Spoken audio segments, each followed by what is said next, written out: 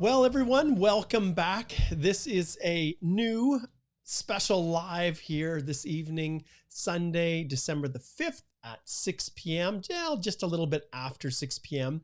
And I thought I would just, considering it's December and, things start to wrap up a little bit as we get closer to Christmas time, I thought, you know what, today's a good day to just jump on and just talk about what we've seen with Express Entry. It's important to look back because that really determines and helps to dictate looking forward. And I think all of us are aware of some very, very stark realities. And when it comes to the Federal Skilled Worker Program, it's taken quite a beating in 2021. But as we get into this, you'll see that 2022 will look a whole lot better than what we've seen this year. So I'm Mark Holthe, Canadian immigration lawyer, ex-immigration officer, and former high school teacher. And I'm doing this live stream here at 6 p.m. Mountain Time from my home in Lethbridge, Alberta, where I live. And Express Entry has really been my, I guess you could call it my baby, I guess. From the early days when it was launched in 2015, January the 1st, I was involved in working groups providing feedback to Immigration, Refugees, and Citizenship Canada on the development of the program. And so right from the very beginning of the program, I had this vision of where it could go. And there's been so many changes over the last few years as I followed it so closely. Everything from the early days when you had an LMIA supported job offer, you were given 600 points. It was like a slam dunk. They then realized that the astrophysicists and other people weren't getting spots because the scores were too high. And so they made a change. And then over time, they made a decision that we should really give more points for siblings in Canada. So then they gave some points for that. And then the federal government determined, well, at least within the immigration department, determined that they really wanted to encourage Francophone immigration to Canada. So then they started giving points for people that spoke French. They also adjusted, like I said, in concert with the LMIA process and these job offers. They also decided to give points, extra points for C-suite level positions. So that's where the 200 points comes from when you are, basically getting a job offer through a company and you're a CEO or an executive and that job offer supported by an LMIA or otherwise connected to an international mobility program work permit. So I'm not going to get into a lot of depth about that, but the reality is there's been a lot of changes over the last, really 6, I guess we're closing in on 7 years, are we? We're getting a lot of changes that have evolved, and there's going to be more changes to come, you guys. We know that in the new year, the knock is going to be, well, it's not in the new year. It's going to be the end. And I personally don't, at the rate they're going right now with the Afghan crisis, I'm not seeing that new knock system rolling out until 2023. That's me. They've indicated that they were thinking about doing it in 2022. But when you have ESDC, which is the foreign worker program, that department administers that temporary foreign worker program. When they are solely and exclusively locked into the 4-digit knock, I can't see any of those things happening. So also, we know that they have proposed some modifications to Express Entry that relate to occupation-specific draws potentially. And in the past, even the CEC program had restrictions on occupations that they wanted. And those of you who've been around doing this for a while know that the government can make all kinds of changes. And that's pretty much what we're seeing now, is that this is just the next iteration. It's never been the case where we haven't had a federal skilled worker application process in place for permanent residents. It's never been a situation where we haven't had at least something happening every year. But because of the pandemic, because of where things are going, we have not seen any of those FSW draws, right? And so the whole year of 2021, I do not believe we're going to see a no program specified draw. It's not going to happen until the new year. So we're going to talk about this. I'm definitely going to get to a lot of people's questions. As always, post where you're connecting in on and let me know. Let me know what you want to talk about today. I'm going to go back. We're going to look historically, like I said, a little bit at we're going to do a quick little walkthrough of 2021. Then we're going to take a look at 2022 and what we can likely expect from immigration. So that is what we're going to be talking about today.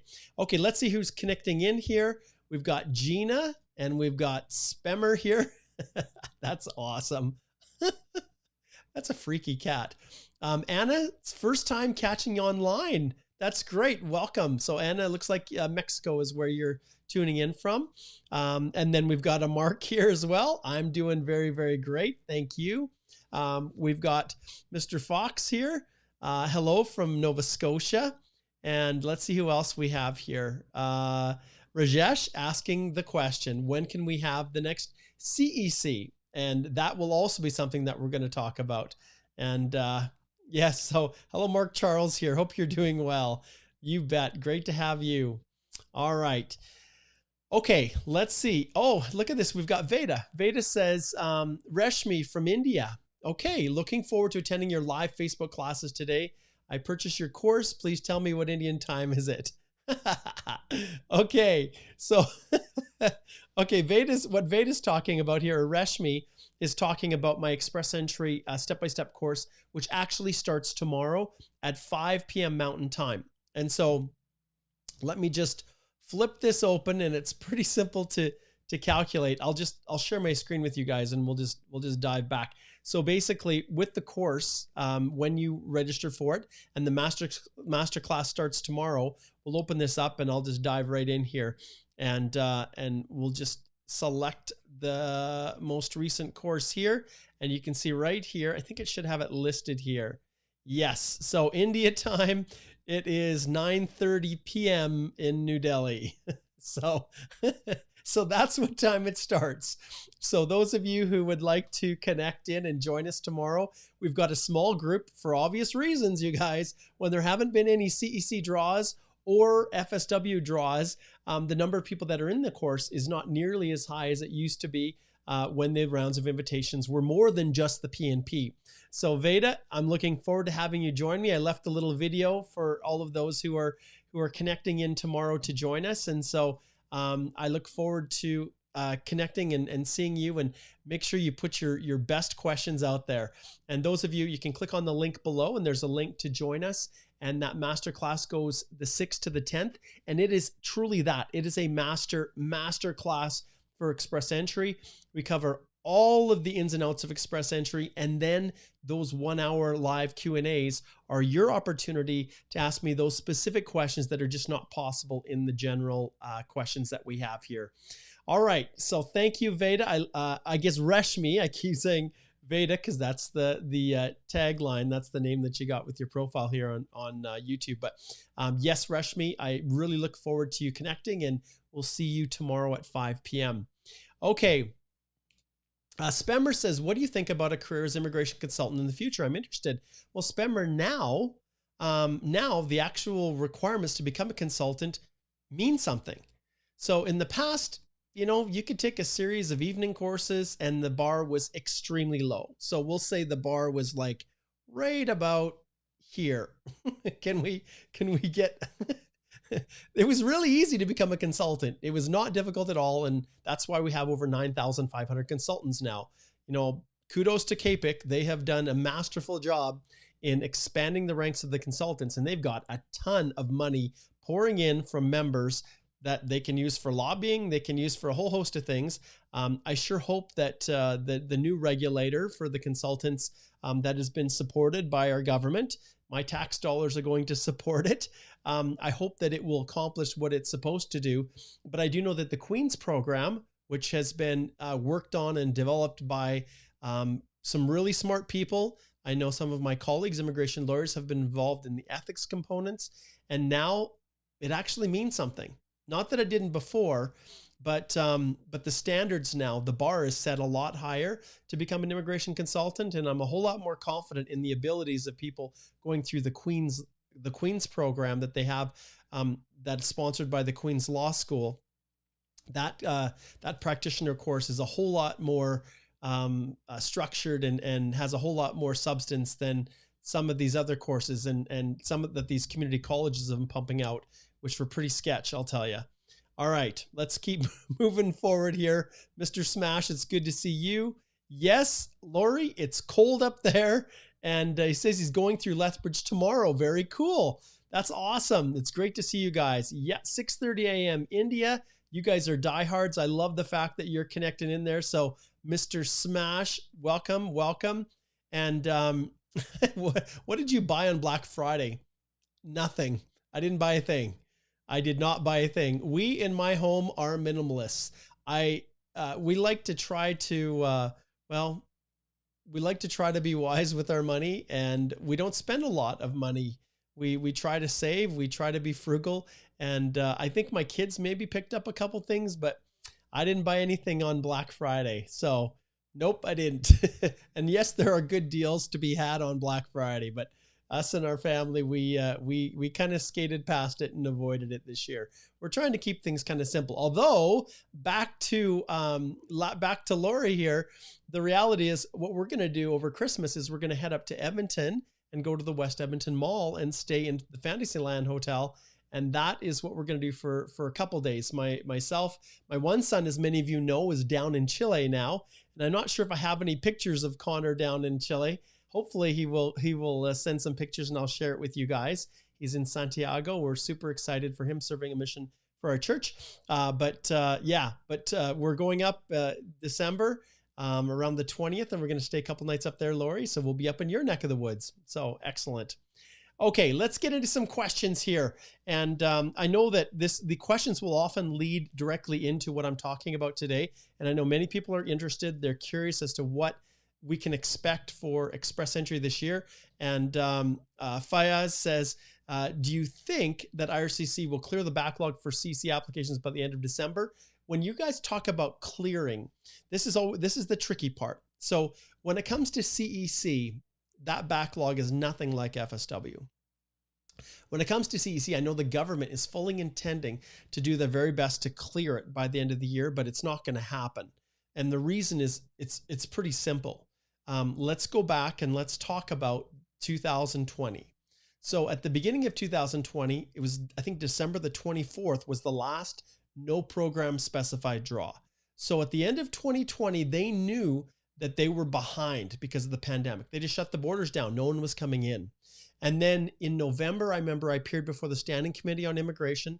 That's the government committee in the Standing Committee in Ottawa, where the members of Parliament appear there's representation from each of the parties, and they talk about issues of interest to the immigration department.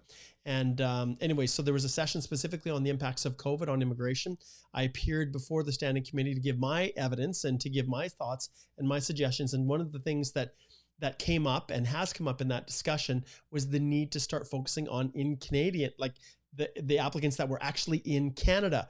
And so we also met with the Minister Menachino, myself and my table officers. When I was the national chair last year, I'm the immediate past chair, so I'm still a table officer on the national executive of the Canadian Bar Association. But at this stage, we had a meeting with Minister Menachino, and he specifically asked us, what do you think we can do to meet these levels plans? Because they had indicated 401,000 is what the target was for this year, for 2021. And we're pretty close. I think you guys can go back and, I'll give a shout out once again to CIC News. You guys can go read that article. In fact, I can probably pull it up, and I've got no problems giving these guys shout outs now, because the news that they're producing is not just peddling the virtues of the Campbell Cohen law firm, but now they're actually producing really, good journalistic quality news articles. And so this one right here, as we scroll down by Kareem, and Kareem, we used to be with the Conference Board of Canada, and CIC, I should say the Campbell Cohen Canada Visa did a good job of hiring him. But in this article, they talk in detail, and the statistics are all fine. And you guys can access this. All you have to go to the government statistics. Like if I Google here and I go Canada immigration government, statistics. Let's just pull this up and see. I bet it comes here. Immigration in Canada, statistics and facts. Let's see. No, not that one. Just going to zip back. There it is, open data. So this open data here has statistics on just about everything that you could imagine. And so you can get access to a lot of this information just from the government website. But in the end, this is, sometimes we can do access to information requests if we want more specific details. But I will give these guys a shout out. Kareem did a good job with this article, and he goes into a fair amount of detail about kind of where we've come, where we're going, and addresses specifically the percentage of the actual total that the government is focusing on. And you can see here, he highlights through October, nearly 314,000 permanent residents, and they've been pumping them up. They've been landing 45,000 per month. So they're well on their way to hitting the target. It's going to be really close. October, we've got November, December, and I think they're going to be very, very close to hitting that 401,000 target. And you guys will remember in previous videos, I had talked about the levels planning that the government puts in place, and we're still waiting on the mandate letters from the Prime Minister to Minister Fraser, our new immigration minister. We have not received those yet. So, excuse me. So just going back, we recommended to the minister then, Minister Mendicino, that he needed to focus more on people inside Canada, because there's no point processing applications when a person can't travel. And remember, immigration was not the ones that were blocking you from being able to travel through the Federal Skilled Worker Program. There were a number of factors, including officers who were no longer in those visa offices overseas, who were repatriated back to Canada because of the pandemic, and there was no one running the offices. So that stalled everything out in 2020, and it really has not returned back to normal yet. So even all through since March 18th, 2020 to today, which is December the 5th, 2021, this is what we've been facing, you guys. Visa offices that are not quite back to their full complement. And the Canadian officers in those overseas missions are an important component to it. Like it or not, there's a ton of fraud in overseas visa offices.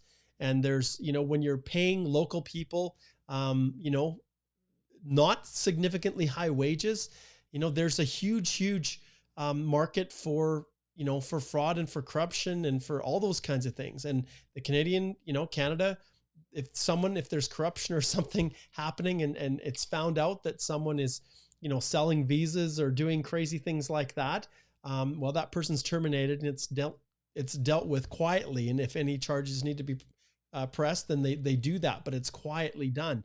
But fraud is a reality. And so a lot of those offices with the Canadian officials, the program managers, things like that, they're there to monitor and watch things and make sure things are done properly. You guys have seen the corruption, like the biometrics bookings. We made IRCC aware of that in India. So that how the agents were scooping in and booking up all of the appointments for biometrics, like not cool. But this is the world we're in. And so when those visa offices shut down, there weren't people there to actually process the visas. And so that all stalled everything out. So then in 2021, Minister Mendicino had to make a decision. Now, no one would have expected, right? No one would have expected that big draw that happened February 13th. 27,332, I think it was, received invitations, all the way down to 75, which for sure had to be the lowest person that was in the pool. That still qualified for CEC only. And that's what we've seen, a steady stream of CECs all through 2021, all the way up until I think October was when the last ones came to an end. And if we just pull this up, I'll just pull up the page. I'll flip my screen over here again so you guys can see. We'll go into the rounds of invitations and let's just pull up the actual, let's shrink this down a bit. It's pretty big. Let's shrink that down a little bit. And let's go straight to, so November 24th, that was the last, once again, PNP only, but let's go and take a look at the previous rounds. Now, they've done a nice job of coalescing this to make it easier for us to see, and we can even sort it. But you can see November the 24th all the way back to, well, I guess it was September. Yeah, so September the 14th was the last CEC draw, and they continually started to dwindle. So you can see they were up high. They were doing 6,000, really large draws, which caused the score to drop all the way down to 357. And you can see they did another 4,500. Then they did another 4,500 July, and then they started to drop down. Once they started to hit, the quota started to become saturated, that's when all of this started to change and the numbers started to reduce down to 2,000. And then that was the last draw on September the 14th. And so since then, it's been a steady diet of PNP. Why? Because Canada has obligations. I'm like shifting around here on the screen. Let me see if I can get myself straight here. Yeah, so Canada has international they have obligations, interprovincial obligations to the provinces to keep the nominations coming, just because of those agreements. But from a federal standpoint, the reality right now is that they basically reached saturation point with applications. And why did they do that? Why did they reach it? Well, for a couple other reasons. One is because of that massive draw on February the 13th. They've worked their way in, and most people who are now processed through that probably have been able to be landed. There may be some of you out there that haven't quite gotten through yet, but by and large, those that were in Canada, there might be some who have family members outside that are also delayed, but that's what happened on February the 13th, that massive draw. So they had 27,332 there. Then what came next? Well, it was the peer-to-peer pathway. And the peer-to-peer pathway, I think, was May the 5th, I think it was, or the 6th. It's all a blur now this whole year. But then you saw the numbers. We didn't quite get up to 90,000 by the time it shut down here in November. But for the international grads, it was over the surplus. So 40,000 was what they targeted. And you guys know there was almost 7,000 that slipped in because the system, when people were clicking at the exact same time, the counter was only counting one of them instead of two. And so there were over 7,000 that made it in addition to the underlying 40. So that also impacted on the rounds of invitations because they took in more than they anticipated. But then on top of all of that was the Afghan crisis. And that is really what the main issue has been over the last little stretch here, is the fact that because of the Afghan crisis and the priority that our federal government placed on it in this election year, it resulted in, it resulted in them having to shift officers away from the processing of express entry applications to deal with everything from the processing of the actual applications for refugee or asylum status in Canada, from the Afghan eligible citizens that were fleeing that country. And it still hasn't changed. So in meetings that I had just 4 days ago, I met with immigration and we had all-day meetings. We talked about a bunch of things, and that still has been the priority. Those are the marching instructions the officers have had. So they're trying to balance that. So they're at a situation now where you can see with the people that they have in the queue that are going through and being processed from within Canada, it's very, very close to, like, with the volumes that they have available and the landings and the direction that they're going, it's looking entirely like they're going to be able to meet that quota. And that's why they've slowed down. So CEC draws, they've trickled and then ended. Like I said, we'll flip back here to the screen. So those ended, you could see here in September on the 14th, that was the last draw. So that was 462. It had climbed back up because of the smaller draws there. And then when you have the PNPs have always been just small numbers, not significant numbers, because generally speaking, the people that make it through were CECs all this year. And so when you look back at this whole 2021, you can see that they have really focused in Canada. They focused on converting the temporary foreign workers to permanent residents. And that has been their priority all along. And they have accomplished their goal of trying to get landings up. Now, the one positive that you guys have to understand as we shift now to 2022 is that some countries have completely halted their immigration. Others have reduced the number that they intend to bring in, but that is not the case for Canada. Canada, and Minister Fraser has indicated that the Immigration Department, that the expectation is they are going to continue with what they're targeting. And in 2020, they didn't meet their targets. So 2021 still has a carryover. So 401,000 is what there's over 100,000 that are geared towards express entry economic immigration. Then we've got the refugee classes, we've got the family classes. So there's other aspects of the permanent resident spectrum, other programs, other categories, other streams that all combine together to make the 401,000 targets that they had for 2021. But going forward, they are not reducing that. And so obviously when they go through and they clean out, a vast majority of people that are in Canada and international students who have been a substantial component to the ranks of people that study, then become workers, that then flip to permanent residents. It's been international students. And as those numbers have been depleted and those numbers have gone down, well, in 2022, even when they start CEC up again, guys, there's still not going to be enough candidates without extending out to the federal skilled worker program, you outlanders. So anyone who's telling you that Express Entry is dead, that it is not moving forward, that they're going to close the federal skilled worker program, do not believe them. That is simply not going to be the case. Canada relies on immigrants to help us make our long-term goals.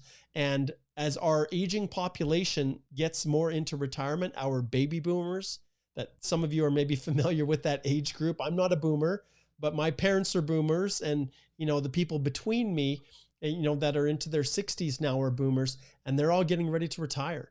And simply said, me and my family, I have 4 children. I am definitely doing my job to repopulate the ranks of the workers and who are paying taxes in Canada. But when you look at most families, the birth rates are just not high enough to sustain. And so immigration is a critical component to our long-term, not only social plan, but our economic plan. And you guys are important. So do not listen to anyone who's telling you that the federal skilled worker program is dead. It's not the case. They are getting through this nightmare that they're going through right now. Once they get the Afghan thing sorted out, and once they finish and complete 2,000, this backlogs within CEC and within all of the outland candidates who've been stalled, who are already in the process, they're trying to get a handle on everyone with those, so that once they reach that level where you guys have described it as backlogs, once they've got a good handle on that, then they're going to open it up and start processing. And at the rate they're going, Q1 for sure, Q1 2022, we're going to start to see more rounds of invitations that are other than PNPs. And will they go back to CEC? Absolutely, they will. Will they do a no program specified draw? Yes, once they've got a handle. I think there's about 40 or 50,000 applications, I think, that are still in the queue overseas. But the problem is, and the reason they focused on in Canada last year and throughout this year, is because it's far easier to process in Canada with e-copers and things like that, no need for visas, no need to request passports, than it is overseas, when passports being submitted to the office and having visas imprinted in them, and having those visas a requirement to get on a plane and fly to Canada. When visa offices are only operating with a skeleton crew, or they're not back up to full complement in terms of their officer, that complement, then understand that that's one of the restrictions with the FSW program, is their ability to process. So it takes them a lot longer to get through than it does in Canada. So targets are what they are, and they're not going down. They're going to stay the same, and they're going to even likely increase, is what we've seen from Minister Fraser. But for you guys that are wondering what the future holds, there's a lot of you I know that, you just feel like your opportunity to immigrate has passed. That your scores now are such that you just, you've missed out on that opportunity to be in that window. And one of the things I teach in my course, the Express Entry course, and that's why that course is so good, no matter what stage you're at, is module 1 and 2 are all about eligibility, ways of maximizing your score. They also talk about realistically what your chances are of being able to immigrate. And those of you who know, 469 points. How do you get 469 points as an FSW? Well, you need to have a master's degree. You can't be any older than 29. You need to have at least a CLB 9 on all of your, so that's an 8 in listening, a 7 in all the other abilities, right? And you need to have 3 years of skilled work experience. That's 469. Well, 469 ain't going to cut it anymore if you don't have a job offer in Canada or you don't have some connection. For FSW, it won't be enough. And so either your language scores are going to have to be higher, or when you think about one of the ways that you can get more points, which I didn't talk about in the very beginning. What is it? It's French. So with this heavy emphasis, 25 to 50 points, for French alone, like that's the big game changer. And I know as I was thinking about it, a great investment for me would be to invest in a French language school in India, right? A French language school that taught people French, because those French language speaking abilities are really the wild card that's going to be a game changer as we go forward. And it is right now. That's what's pushing people over the top. Now, yes, if you have a sibling in Canada, great. That's going to help you. Yes, if you come and you go to school, that's a whole different world, right? If you're actually working or studying in Canada. But I'm talking about the pure FSW. Job offers. Chanel in our office, the newest immigration lawyer who's joined our firm, she has just putting the finishing touches on a blog post. She immigrated herself from Australia, and she saw this whole world, this seedy world of job offers firsthand when she was going through the international experience class. Companies offering job, not only support to file their IEC work permit applications, but then guaranteeing jobs when you get to Canada.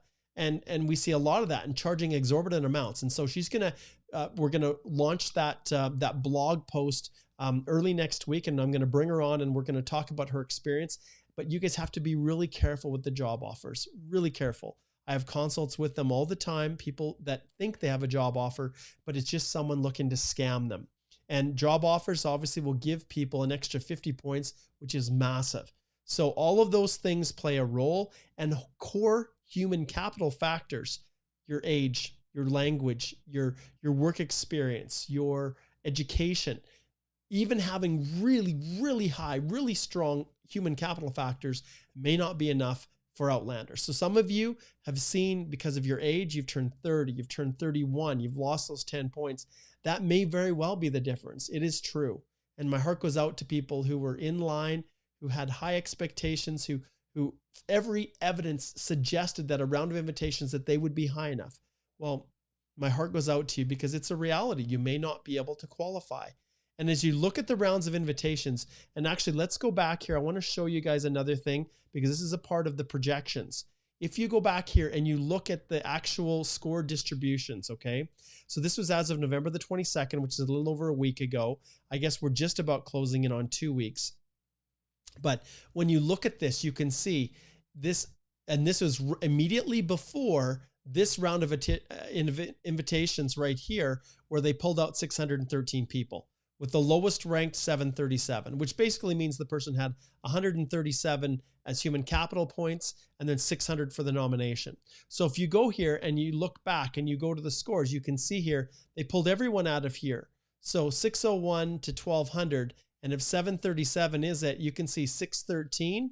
So there was a bunch of people that came in that put their nominations, their applications in between November 22nd and the date that this was issued, November 24th. So in 2 days, there were more people that came into the pool that then filled the ranks. And that's what happens, right? People rush the last couple of days when they suspect there could be a round of invitations. Then we see a pile of people submitting profiles to get in for the next draw. So it's not surprising. So everybody was culled out here. So then we look here and all these people are still in the queue, right? So 500 to 600, that range right there, 4,059 people alone are in that category. How the heck do you get up that high? Well, French, foreign, international students who have completed an educational credential in Canada, so Canadian education, work experience, right? That's these people right here. And then we slowly start to move down. Well, even 490 to 500, there's still 2,000. 480, and you remember what we talked about, 469 is basically, 29, 3 years of work experience, a master's degree, CLB 9, that's 469. So that's not even here. So there are still 14,000. And I think as we look at this, we can see that the vast majority of people that are in the queue here, Yes, the CEC have been building a little bit, but probably 75 to 80%. And I think in the Campbell Cohen, I think in their article, I'm pretty sure that Kareem, I don't know where it was, I think he mentioned exactly the volumes. And this is just an excerpt. This is a summary of the actual data that you can pull from the StatsCan open data. And you can search for anything you want, guys, right here. But it was nice, Kareem put it together here, so that's good. But you can see here, this is number of confirmations of permanent residence issued to candidates between January and October. So that's for Express Entry. You can see here, they have been really pushing hard, 128,562, and they're good. And remember, they're trying to play catch up for 2020 as well. And, and then as he goes down and pulls out some more data, one of the things that they talk about is the percentage. So yeah, here it is. So basically there were 165 FSW candidates in the pool as of October 25th. They represent about 85% of the current candidates. And so when you're looking at that, and you're starting to think about things, it is super, super competitive. It is so competitive. And back to Fayez's question, as we've gone through everything here, they are absolutely going to restart in Q1. January, it would not surprise me at all if we saw at least another CEC in January, but unless something crazy happens, and okay, crazy, yes, we're talking about this. Let's flip it back here. So what's crazy? The breaking news update, okay? Omicron virus. So right here, I did a video just 4 days ago on the virus, and Igor joined me and we talked about this. But what are the things that are going to cause problems or cause delays or issues? Well, with the Outland applications, it's this. So if Africa, many countries, a number of countries in Africa are shut down, well, processing in those locations is going to be ground to a halt, right? And the reality is, Canadian officers are not going to they're not going to want to work. They're not going to want to go overseas if there was a risk, and that's kind of how we've been conditioned, right? And so because of that, foreign visa offices, until we get out of this need for actual visas imprinted in passports, it's going to be really difficult for FSW applications to be shifted around the global network of processing like they can do, even within work permits and study permits, you're still faced with the same restrictions with needing visas. But in Canada, when we have candidates, no matter where they are in Canada, it doesn't matter. The applications can be processed, so those same barriers don't exist. All right, so continuing on for 2022, based on what we've seen here and the statistics that we've seen, I think they're gonna meet their quota. And when they know that they're gonna meet their quota, maybe we'll see a Christmas present. Maybe there will be a Christmas present, and they'll do a round of invitations. It's entirely possible. And so we'll just have to see how that plays out. But don't listen to anyone who tells you that they're not going to be doing rounds of invitations or that Express Entry is dead. Do not. It's a complete lack of understanding of what's happening inside. And like I said, on December the 1st, I had meetings all day with the various immigration departments on behalf of the Canadian Bar Association. And we talked about these things at length.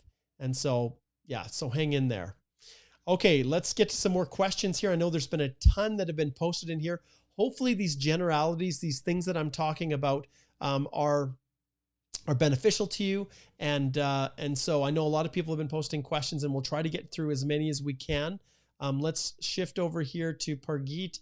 Pargeet says, I applied in TR to PR, added surname to my name when I made passport, but birth certificate has no surname while other documents has passport names. Is it an issue? I get this all the time, Pargeet. And I think one of the things that you guys have probably heard me do over and over again is ringing this little bell. And that bell is basically an indication that, look, whether something is a problem or not, I can answer and say, is there an issue if your birth certificate has no surname? Well, in the context of a TR to PR pathway, that program, it's not asking for birth certificates. So within that process, the TR to PR pathway is not asking for birth certificates. So is it going to be a problem? It's highly unlikely, Pargeet, that there is going to be any issues with that at all. Highly unlikely. But whenever people ask questions about, hey, how does the situation directly impact me? this is my situation. Can you give me specific legal advice? That's when I come here and I ring the bell and I say, look, my friend, you really, really need to book a consultation. Slide over to our website and click on speak to a lawyer and come here and actually book the consult, pay the fee. And these lawyers that we have within the firm, myself included, Chanel, Susan, all of us are all immigration lawyers. We can come here and we can help you, because I just don't have all the facts that are needed to be able to provide specific legal advice. And it would be reckless of me to do that, to try to tell someone. Like, lots of times people say, do I qualify? Or am I eligible? Or can I leave the country? Or what do I specifically do in this situation? Those are questions that I always will direct back by ringing the bell to book a consult with us. I wouldn't have it any other way, because we just need to spend the time.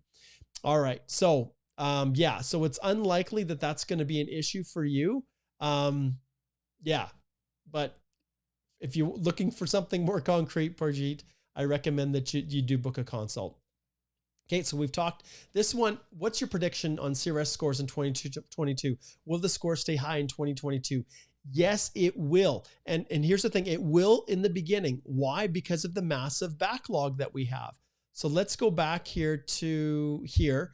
And if you guys can do this yourself, you can look at this. Now, just because this numbers here doesn't mean that is going to directly equate to what they're showing here. These are the candidates that are in the pool, right?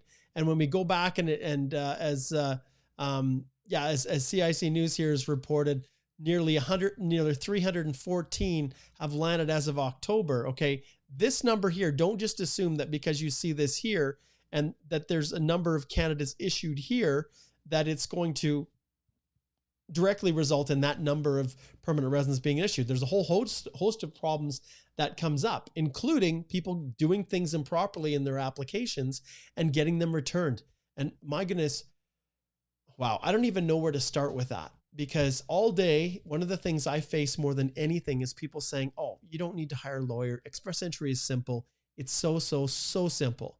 Well, I'm here to tell you that you do not get a second chance to get your knock code right. You do not get a second chance to correct your reference letter. You don't get a second chance when it comes to express entry. And yes, lots of people think that, hey, I'll just go back into the pool and all's good. And that's the mentality that immigration has. But I cannot tell you how many consultations I've had with people who've made the slightest little mistake.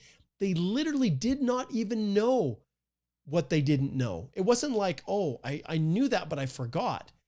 They never even realized that it was an issue. And because of that, I've done everything that I can as an immigration lawyer to try to amplify my message.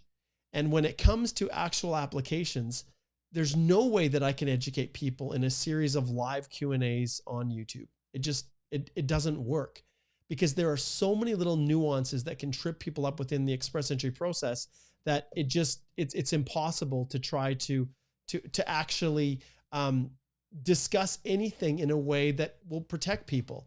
So that's why I created the course. That's why I created this step-by-step course. This is the one for September. The December one is being launched tomorrow. And that's why I created the modules, learning the basics. I did that for a reason, because the basics are not as basic as you think they are. Starting with your express entry profile. This is literally determining if it's even worth going forward or not, whether you have a chance, eligibility. Even in the module 1, that process, I created a bonus lesson that's all about case scenarios. So in here, and as I just jump to the screens here, I'll just pause this. You can see I have a number of examples that are designed for you to understand and see where you actually fit in a real life situation. And this is like John, my candidate here. I show you exactly how people arrive at 469. I show the ins and outs of individuals that have job offers and some that have job offers and some that don't.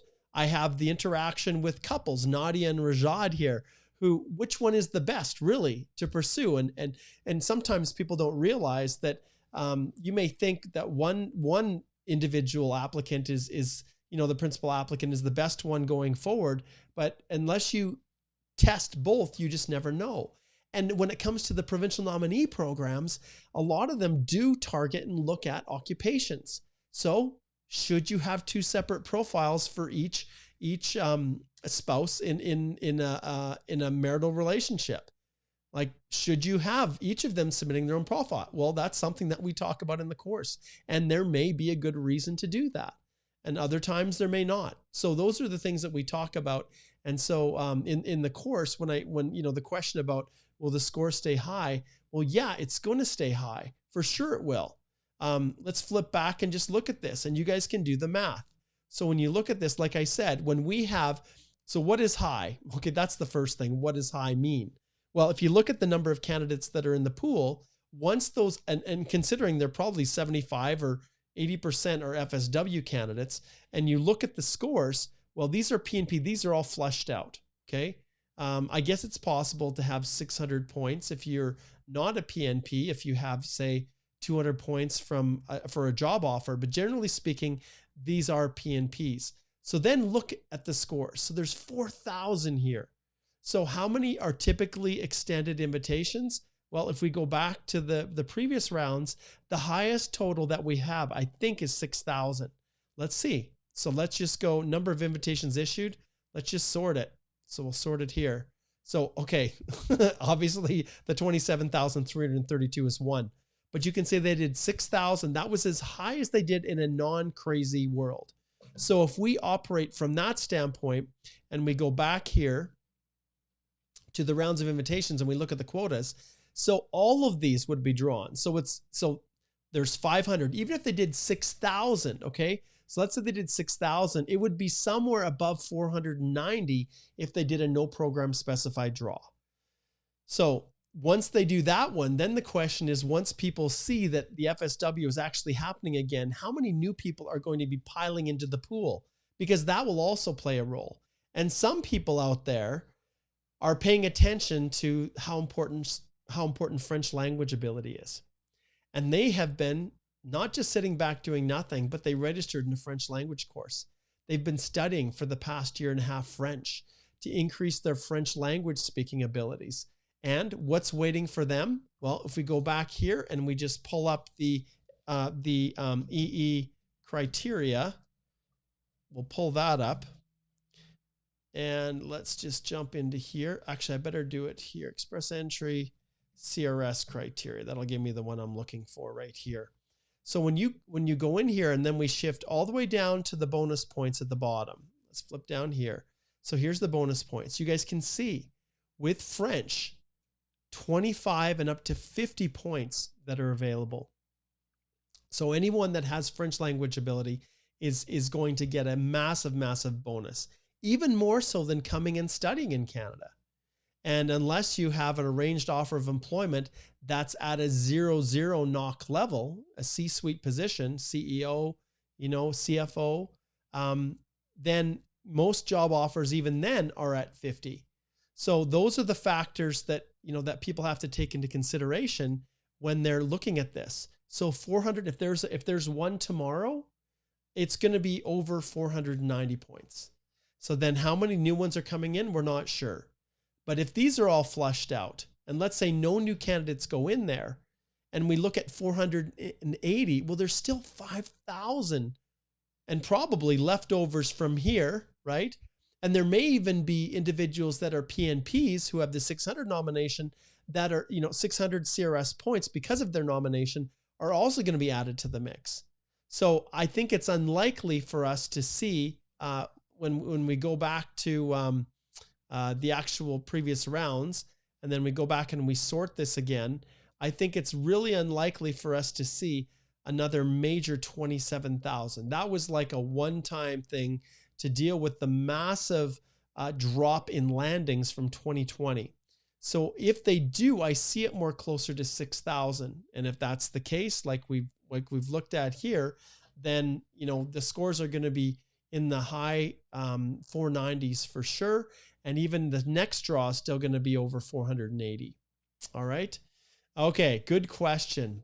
And you can see how the questions now are pretty much what I've already answered, right? So Kawat says, any chance of FSW draw in the month of January? It is entirely possible that they could do a no program specified draw. It is possible. You know, as I keep flipping back here, what's the impact right here of this Omicron virus? Like, what is the impact of it? And we went through this, Igor and I, in detail. So I'd encourage you guys to just slide over here if you haven't watched that video and check it out. But what if this Omicron virus spreads all over the place? You know, the Delta variant seemed to stay fairly, you know, concentrated in India, at least initially. But then what happened? It spread to Canada. Like my brother, I know for a fact, had Delta, him and his family. You know, he's 50. What's my brother? 52 now. No, he's 51. He was like, how do I describe it? He was dog sick. You know, he went to emergency. He had to have oxygen. They had to give him antibiotics and a bunch of different things. Even, well, he had to take some other medication as well, but he's got damage to his lungs. And you know, he was probably on oxygen. He had to take it home for a month and a half. He's just recently, did I go out to watch his son's basketball game with him just last week. And so these viruses are brutal. And so when you have these variants like the Omicron, what effect is that going to have on Canada and overseas processing of federal skilled worker applications? So as we look at this, we have to take that into consideration. In a world where there's no Afghanistan problem, where there's no new variants that are causing problems with, you know, with the current state of our management strategy for the coronavirus, you know, we wouldn't be where we are if it wasn't for those things. I think we would have a much better world. The world probably would have shifted back and we would have been in a better situation. But what does the future hold? That's something that no one really knows for certain. But at this stage, I think, you know, ultimately, he says, I'm standing at 483 points and IELTS is about to expire in 2022. Rewrite your IELTS. Flat out. Rewrite the test again. That's what I recommend. If you don't do as well, that's okay. Then you can continue to use the other one till it expires. But anyone who has anything that's expiring, like language tests, well, realistically, some people even may have an ECA that's 5 years old that's getting ready to expire. Always make sure those things are fresh because you just never know. I can't tell you how many people, as we flip back here, I'll show you, I can't tell you how many people never had a profile in for this big major February the 13th draw. I can't tell you how many people were so upset because they'd either let their language tests fall apart or they let them lapse and just didn't think they had a chance and weren't in the pool. And who could have ever predicted it, right? The provincial nominee programs themselves didn't predict it. So if we go here and we go to this other one, I think you guys know what I'm going to show you. How many people here didn't have a language test when this program was launched, right? So closed November the 5th. But how many individuals didn't have a language test and so were unable to participate in that, especially the international grads? Like countless. So you rewrite your test, make sure it's fresh. 483, maybe a second draw if they did two. That's kind of where I'm thinking Kawant. So for you, it's unlikely, I think, to see two draws in January. If there is one, we'll see how it play. You know, we'll see if that appears. Anything is possible, but at this stage, the scores are going to be high. Okay, George, hello, good to see you. Thanks for connecting in, alumnus from the Express Entry courses. And just so you guys know as well, with the course itself, this is me that's running it. It's no one else but me. So when you come and you register to take the course, all you have to do is literally connect in. You can see there's a link below. So December the 6th, you can click on Get the Course. And if you have questions, watch the video here that is on the main screen. If you want to scroll down, you can read the testimonials from individuals such as George over here, who said the course is worth a lot more than $400. But this is me. You have access to me each evening, Monday to Friday next week. And that's from December the 6th to the 10th. And I also want to let you know that all materials, all of these course materials that are contained in the course, all of the videos, all the tutorials, all of the checklists, all of the documents are yours for life. So you may not, and I'm not sure when I'm going to do another one of these again, because I need to make sure that there's a sufficient quota built up. And so I may hold off for a couple months before I do another Express Entry. In fact, I'm actually just about finished my spousal sponsorship course. So that's the next one that I'm going to do, and start holding master classes. But for those of you who want to take advantage, you can register now, come join. And then after the course, the 6th to the 10th, after the master classes are over, you still have access to everything for life, all the materials. And so whether you're ready to get in now, or whether you've got a PNP nomination and you're ready with your ITA, or you're just not even sure if you qualify at all, the course is for you. All right, let's shift back here. Let's see what else we have. Shaggy, you're brilliant as usual. Thank you. You're too kind. You guys are very, very kind. See, that's why it's important for people, haters, to get on here and to say, oh, Mark's just peddling his course. Mark's not offering anything that CIC News isn't already offering. We need haters and trolls on there, because then it balances out people like Shaggy here who are really too generous, because I'm definitely not brilliant. But I love doing this. I love helping, and that's kind of where it's at. Thank you. It says I'm looking sharp. Okay, thank you for that comment. Okay, Anurag says, connecting from New Jersey.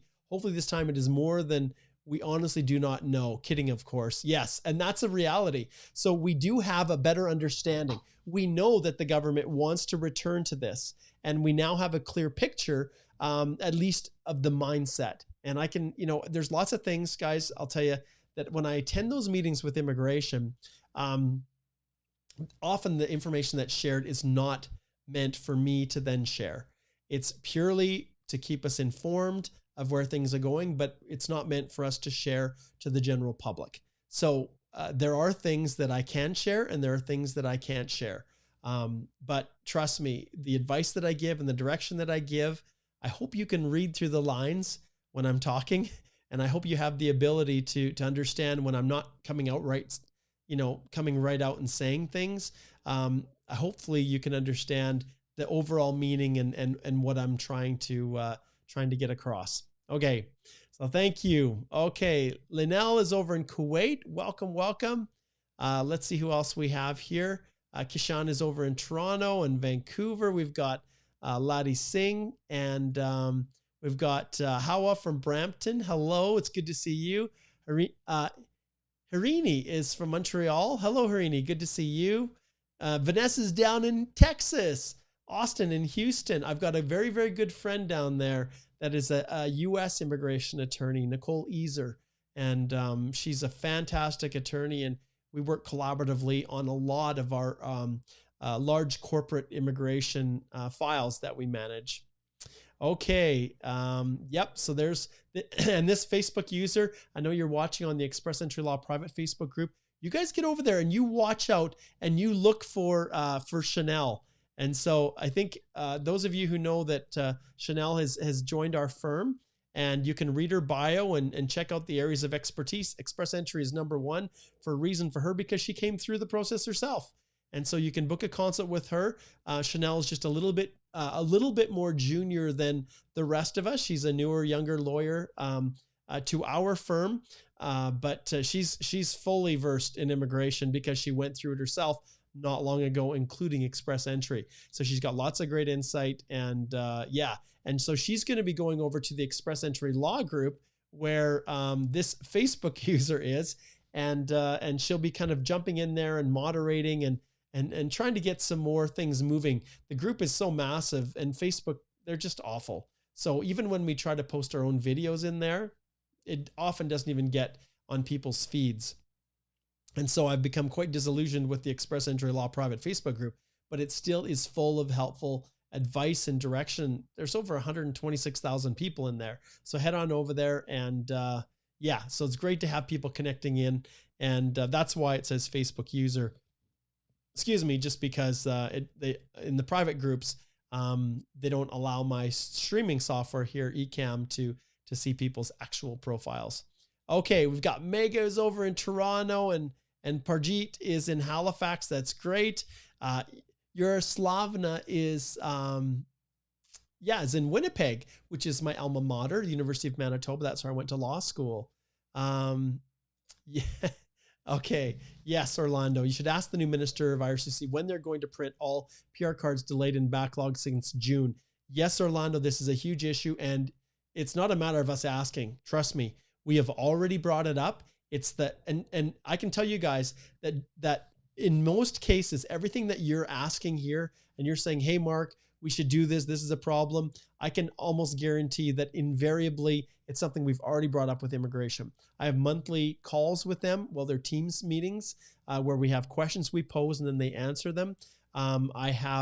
We just finished our round of, it's usually semi-annually, with our round of meetings with the Canada Border Service Agency. That's the border officers and inland enforcement for immigration, with ESDC that manages the temporary foreign worker program, with immigration, and even with the job bank folks. And so we've had meetings and a big, long one with immigration, like I said, on December the 1st. And then the week before was CBSA and with ESDC. So there literally isn't anyone that is more up to speed with what's happening within the department than the members of those organizations, the leadership of the Canadian Bar Association and CAPIC and Acadie. All of us were there. Now, for us, every single thing that we learn, we immediately turn around and share with our members. And that's our purpose as leaders of that organization. But yeah, when it comes to the pulse of what immigration, what's happening, those meetings reveal far more than even what Canada Visa does. And this is something that I want to point out. And so when it comes to contributing and supporting, like if you go back here and you look, I'm going to just point out. So Kareem pumps up tons of stuff. I would love to see Daniel Levy come and actually be a part of the CBA and contribute and give back. Now, maybe Daniel's a part of Acadie. I don't know. Maybe he is. But I would really love to see members of the Campbell Cohen firm come and give back, contribute to the bar generally and to give of their time. Obviously, they've done pretty well. David Cohen, rest his soul, was a master marketer, just brilliant. And he's really taken that firm to an amazing place. And it was so sad to see him pass. But yeah, I'd love to see the lawyers that are members of the Campbell Cohen firm. I'd love to see them get more involved, giving back to the section and to basically contributing to not just their firm, but to the greater good, because they're as tapped into as anyone is because of the resources they have at their disposal. So great firm. Yeah, I'd love to see them contribute more. Okay, let's see where we're at here. Okay, good to see you, Tushant. And we've got Fernando and we've got Steve. Hey, Steve. Awesome. It's great to see you. So from Trinidad, still enjoying watching your live videos on YouTube. Thank you, Steve. I hope your son's doing well. We've got Pushpinder is over in Brampton as well. Fernando's over in Panama City, Panama. Really cool. We haven't had too many people that have connected in from Panama. And yes, you know what, Laynell, I can't remember what you said, where you were from, but there's the flag. Awesome. Okay, another question from the Express Entry Law private Facebook group. So you have two applications in process, CEC and TR to PR pathway. In your opinion, which one will come approved? Okay, did you file them both at the same time? My feeling always is that CEC is going to get through before TR to PR. That's always been my position. Why? Because CEC is designed to be processed fast. TR to PR is designed to show some mercy. And basically, they don't just refuse if you are missing, a black and white copy of your police certificate. They give opportunities to update the file. And generally speaking, although some people, yes, have had their applications refused, and I've got a ton of consults where people have misrepresented within their application. And that's a serious thing. And you guys have heard me talking about this, and I'll talk about it over and over again. You can see Alicia and I in our past videos. Where's the Halloween one? Right here, misrep. You guys absolutely, I'm just shocked that only 4,000 people have watched this. They probably are freaked out because of the length of time we spent on here. It says like an hour and 26 minutes, and that's probably why people don't look at it. But just watch the beginning. We spent over an hour answering questions. And if you guys have not watched this on MISREP, watch the beginning where Alicia and I talk about MISREP, because it is a massive issue and you cannot blame your agent, consultant, lawyer, whoever. Well, if the lawyer screwed up and give you bad advice, you can file a complaint with the Law Society and you will be protected. I can't speak for the other, the other groups, but ultimately, understand that MISREP is a massive thing. And if you don't know what's going in your application, and some consultants out there are just really shady. They don't let you see what they're actually putting in, and that is not acceptable.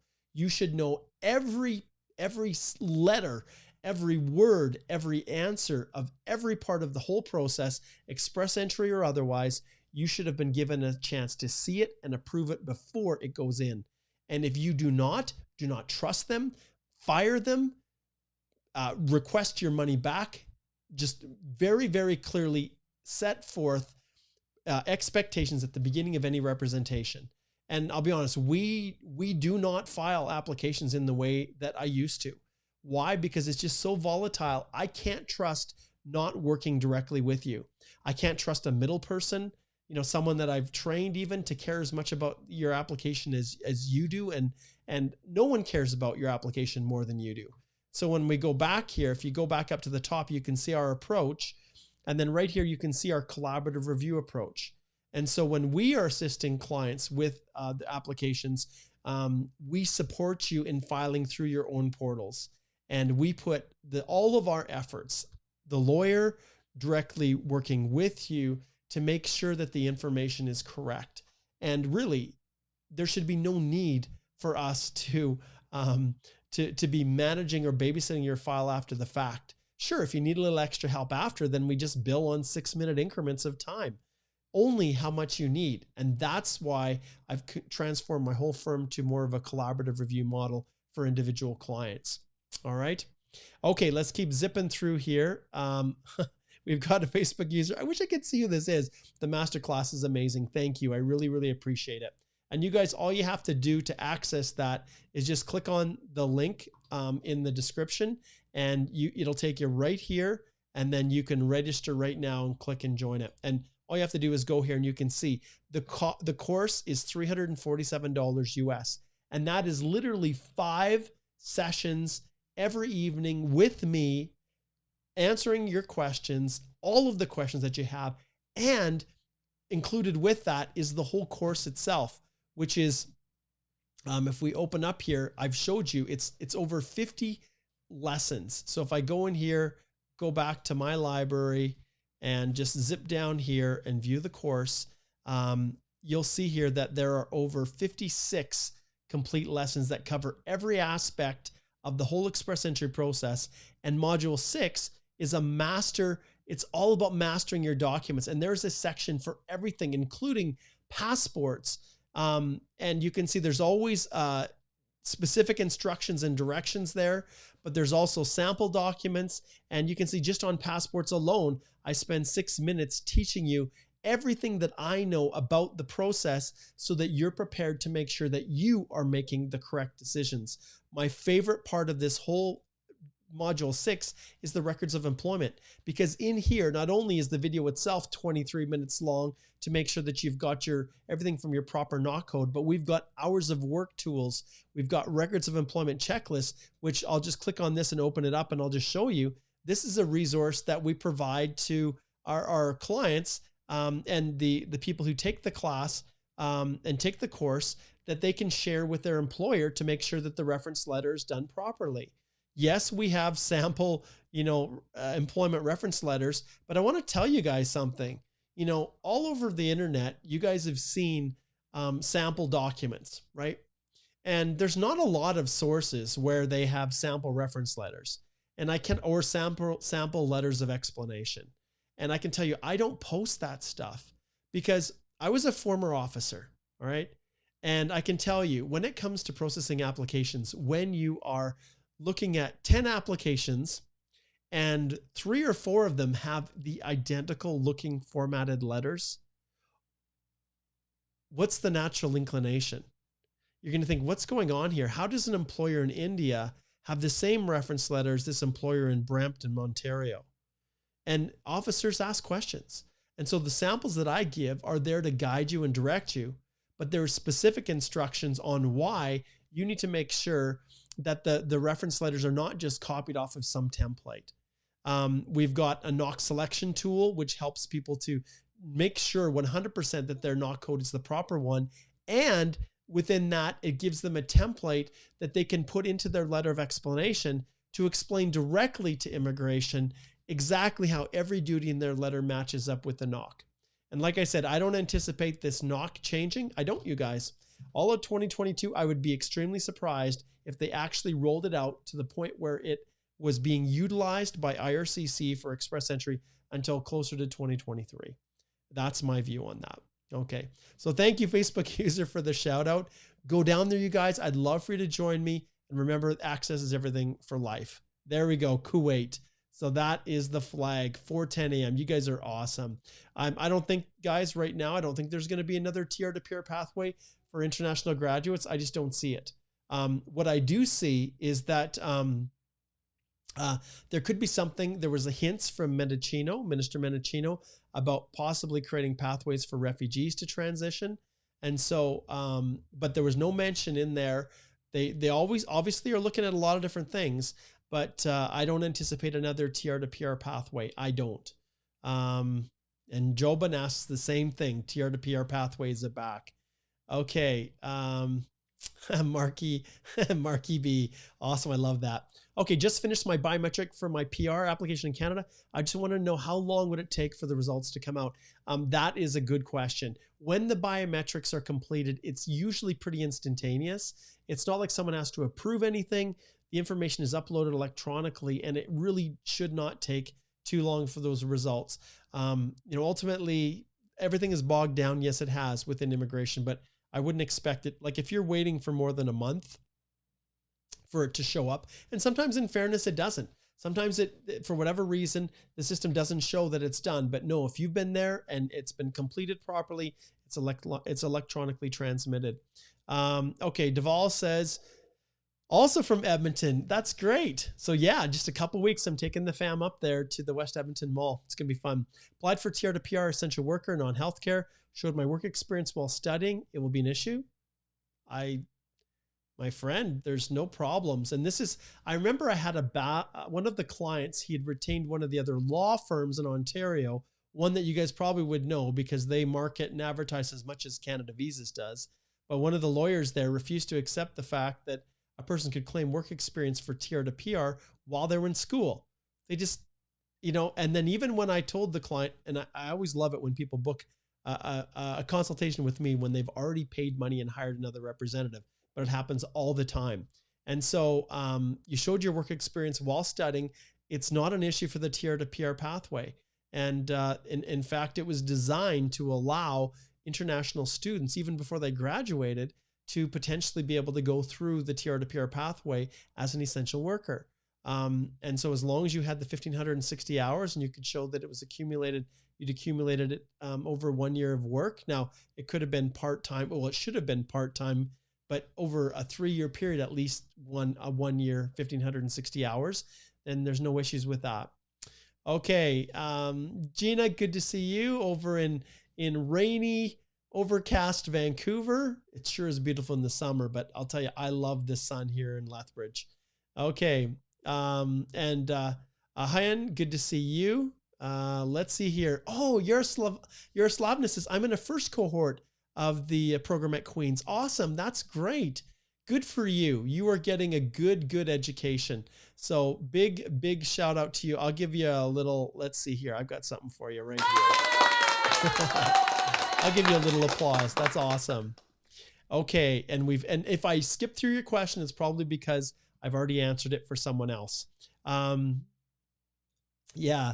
Do you think Canadian immigration will give us a Christmas gift by clearing the TR to PR files before Christmas? Ain't going to happen, my friend, at all. In fact, their goal, if you listen and you go back and you watch some of the standing committees on immigration, people are probably wondering, they're like, what's going on here? I wonder if I can search my name. Let's see. Standing committee. Citizenship and Immigration Canada, Mark Holthe. Let's see if I can pull up mine. Okay, so this is when it was. Yeah, there we go. So you can see this is where you can go and you can watch it. This is the notice of the meeting and the minutes and the evidence. And they have as individuals. So there's me. I appeared before the standing committee. That's the Parliament of Canada. This is their site. You can watch and or read the evidence in the transcript. Yeah. So this is basically it. So if I search here and I go to Mark Holthe, there you go. So you can see here they talk about lawyers who are appearing, and anyways, yeah. So I'll just go back here. But for the standing committee, this is the committee that basically CIM, the committee. This is the one in which anything related to immigration that's being dealt with by Parliament, any issues, the work of this committee drives a lot of what's going on. And so you can see the different sessions, and you can go back and you could watch since the beginning.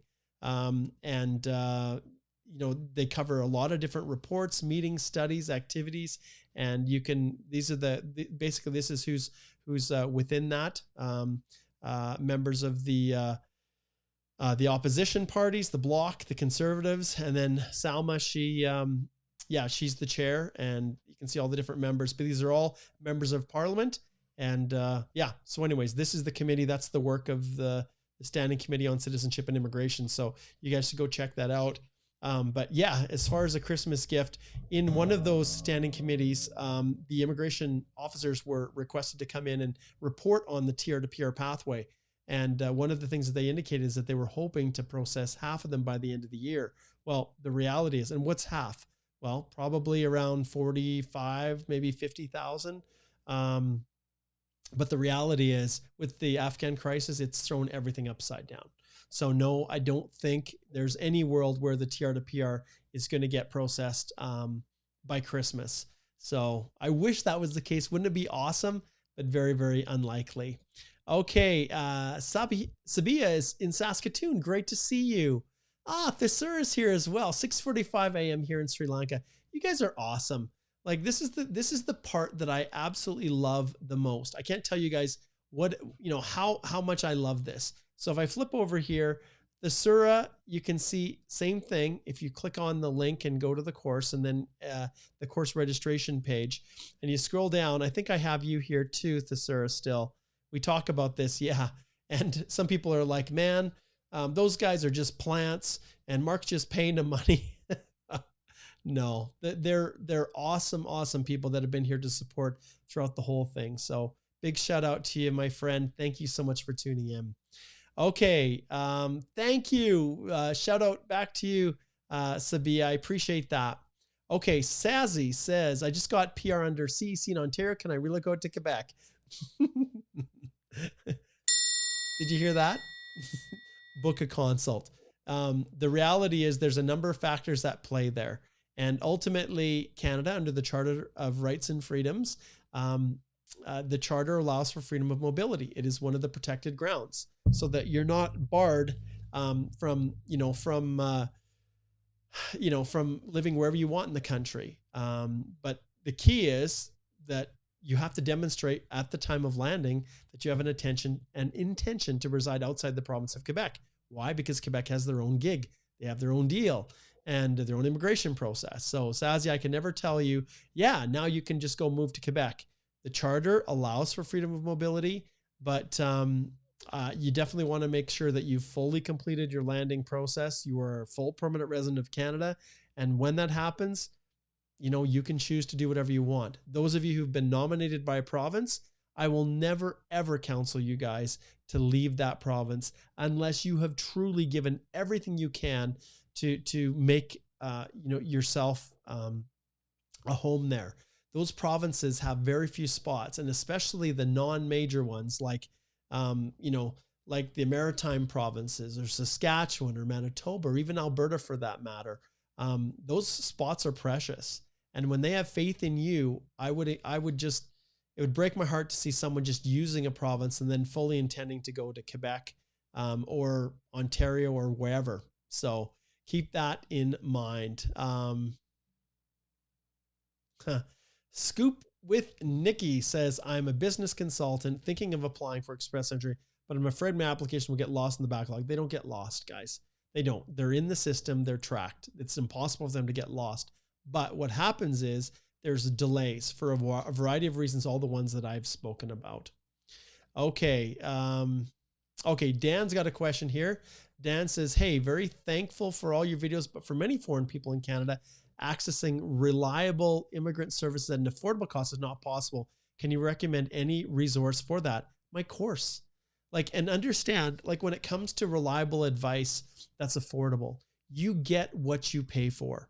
And here's an interesting concept. And I want to share this with you guys because lots of people, they go to this site and let's see, where is it here? Okay. So they go to the site, they click on speak to a lawyer and they say, Alicia, $315 for 25 minutes. They flip down, Mark, $315 for 25 minutes. And then they get to Chanel, $157 for 25 minutes. Well, you can see Chanel's rate is half of what Alicia and my rate is. And there's a reason for that. And the reason is because Alicia and I have been at this gig for, well, Alicia's closing in on 20 years. I'm about 18 now, I guess.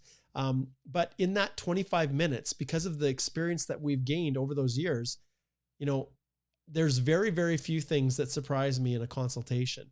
And so in that 25 minutes, we can actually give you practical advice and direction on how to navigate the process. And then when it comes to affordability, that's why we created the entire collaborative review approach.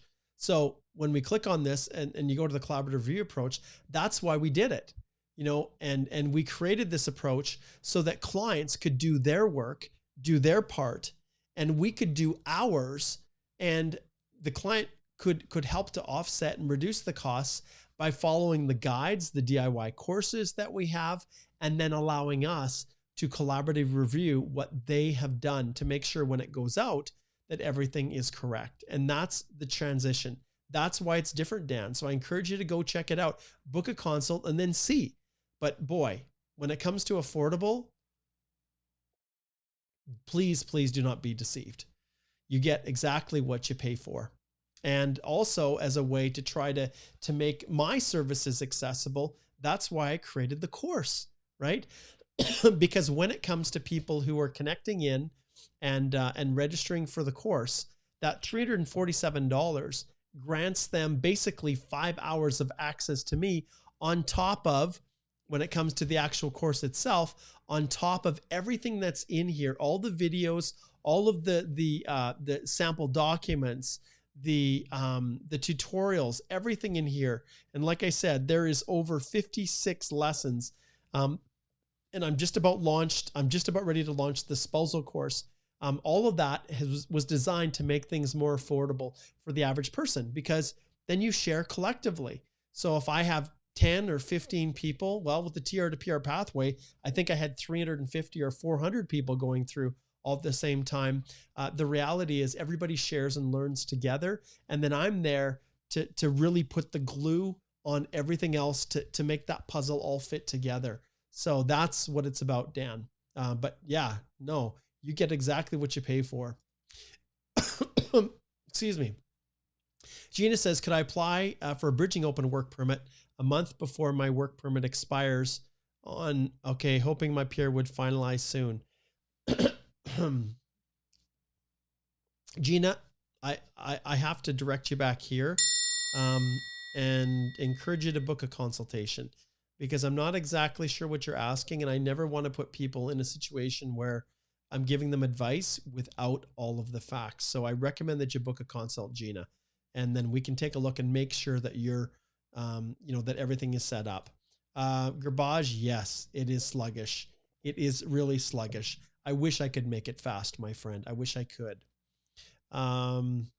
Malik says, for CEC, is it okay to have work experience from 3 different jobs in 1 year?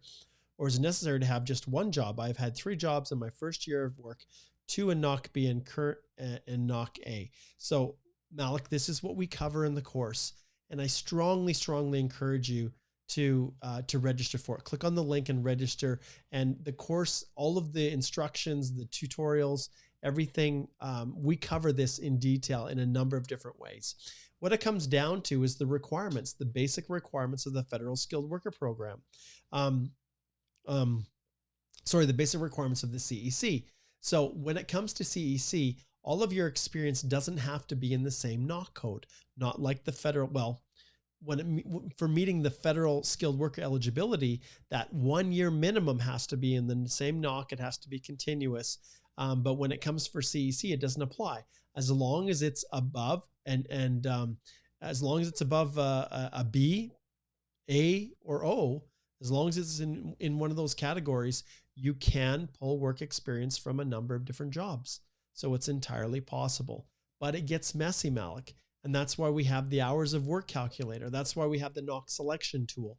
That's why we have tutorials on how to write and draft your letters of explanation and examples to help you put them together in a way that officers actually understand.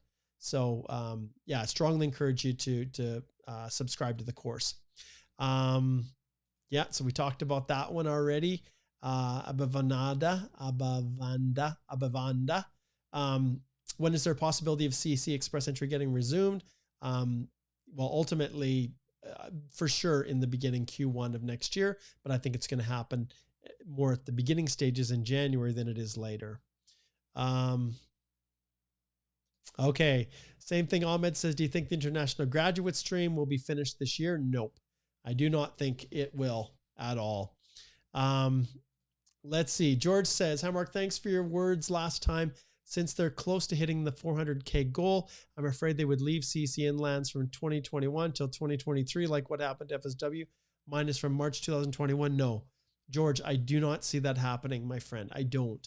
Hang in there. Every single person that's been stuck like you has eventually gone through. You're doing everything that you can. You've done everything that you can. Now it's just a matter of hanging in. And boy, when you get that, my friend, you're the last one in that group, in that family that we had in our Express Entry course that we did earlier in the spring. You're the last one. Hang in there. It will happen. It will. Okay. Gina, you're very welcome. I'm happy to do this. One thing I am missing out on though right now, I didn't realize when I scheduled this is, I'll just share this with you, is the Christmas broadcast. So I think many of you know that I'm a member of the Church of Jesus Christ of Latter-day Saints, but the Christmas devotional that the church does every Christmas was right now. So I think it's over now. But it started at 6 o'clock too, and we're an hour and a half in here. So I kind of missed that, but I'm going to go back and watch it, fortunately, as a recording. My Deanna and Michaela were watching it today, and Jessica and Adam are making their way back to Canada, driving on the snowy roads. They went down to visit some friends in Idaho, and that's where Jessica went to school, and Adam is headed to school there too. But this is another thing that I really, really love, this Light the World. And it's all about just doing good deeds and kindness and serving one another, and just trying to do something special for every day throughout the month of December. And so you guys have to go check that out. Okay. But I am going to go back and watch that. So that's usually what I do. I'm pretty busy with my church responsibilities on Sundays, but I wanted to jump on and just share this with you because I knew a lot of people had been talking and asking questions about it. Okay, let's see, Steve. Okay, all right, let's see what Steve, yes, so Richard submitted the FSW in September 2020 and it's still being processed. Yeah, working in Toronto with the postgrad public policy extension, is waiting patiently here from IRCC. Yes, you know what? Everything has been done right, Steve, right? We did it right. We put it together, and now it's just a matter of waiting. And he's kind of stuck in that vortex where he's an FSW in Canada, but he's in, and that's the main thing. And we'll make sure that everything moves forward. And remember, even when it comes to the FSW, because he has that EAPR submitted, if for whatever reason it's still not processed and the public policy runs out, we can always go back and do that bridge, right, my friend? Okay. All right. Thesaurus says, do you think the processing times of FSW applicants will come down to pre-pandemic levels of around 6 months by at least the second half of 2022? Yes, I think so. And the reason I can say that is because once they get through this backlog, once the visa offices start to open up, then they're going to start to get back to more normal processing. And yes, anything can happen, but for all intents and purposes, I think that I think with the vaccinations and things, I think things are going to move forward. Okay, let's get to Manpreet's question here. I'm an international student living in Toronto. Can I apply for EE under the FSW? As a student, I showed intent to leave Canada after studies. There's nothing stopping you. If you're eligible and you meet the requirements of the FSW, you can totally submit a profile while you're a student. It doesn't matter. If you have foreign work experience, that's enough to qualify. You're totally fine, Manpreet. There's no issues with that at all. And in fact, I would highly recommend, Manpreet, that if you're looking at doing that, subscribe to the course. Slide over here and join me right here in the course. You can get access to everything here to guide you and to help you. And all you have to do is just click on the link below. Those of you who are wondering where the link is or can't find it, just search for the Canadian Immigration Institute.com, and then you can click on CR courses. You can see the courses right here. The Spelza one is just about launched. I am so excited about this course. It's going to be awesome. And you can actually click on here to get notified when it goes live. The LMIA course is already live, and that is an awesome. I keep looking at myself here and I'm like slid over here. It must drive you guys crazy when I'm showing the screen and my fat face isn't fitting in the screen. Anyways, this here, when you click on get the course, yeah, that's how you access it right here. And then you can register and go from there. So do, Manpreet, come and join. And yes, we've got your super chat answered there. Okay. Let's see. Oh, let's see. Who do we got? We got Natasha. So try to answer our, let's see here. Okay. When you're doing the super chats, make sure that you put your questions right in where you're paying the fee here. So, okay. Mark, okay. Hi, Mark. What does in Canada clause exactly mean under CEC eligibility? I was stuck out of Canada because of flight bans for 5 months, though was working remotely. Will this time be counted for CEC? No, it will not, Natasha. I was on, and then she says, I was on my Canadian payroll during this time. Yeah. Unless you're physically in Canada and you're outside, they're not going to count that. And I've had that discussion with IRCC on numerous occasions. Unfortunately, this is one reason why you really during this pandemic want to consider seriously if you want to leave. And maybe, Natasha, maybe you were stuck in the ban from India. And like we talk about here, let me see, I've got so many screens open. This one right here, this video that I did right here, the Omicron virus, the same thing that happened to India now is happening to citizens of these countries. And so let's say you went back to visit your family for Christmas, and then the Omicron, with what the government did, basically blocking access from individuals from those countries initially. That's how you get stuck in those situations. And, my heart goes out to people, because who wants to be away from their family for long periods of time? But unfortunately, that's just a reality. And so I strongly discourage people from doing it. But yeah, Natasha, I recommend that you subscribe, excuse me, to the course, join me, and let's see if we can navigate the pathway forward. And those of you who are just looking for, you want some legal advice, then slide over, click on the link to book a consult.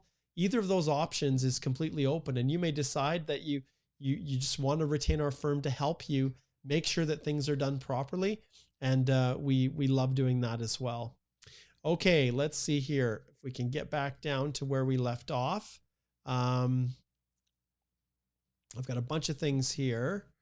Okay, Manpreet says, I'm an international student. I think we've got that one. Yeah, so I think we covered that one, Manpreet. And then Sabia says, hey, Mark, I've booked a consult with Alicia for tomorrow, but I've not received the form that I was supposed to after booking the consult. Should I write an email?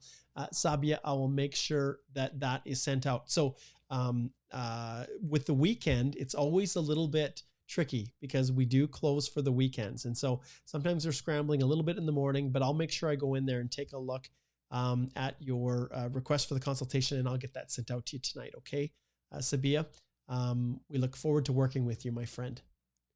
And it's an automated system to a point. It's not completely automated because our intake specialist, and we have a brand new one that's starting on Monday. I'm really excited about Prem. You guys will Prem Dunna. He's from India. Him and his family are in Canada right now, and he is the latest employee to our growing firm. And so he will be the new intake specialist, as my son Adam had been filling in a little bit. And he is heading down to school in Idaho in January. And so we are excited to have Prem Dunna join us. And those of you who are booking consults, you'll have an opportunity to connect with Prem. And yeah, excited to have him join our team. So, okay, Raphael, do you expect CRS scores to drop?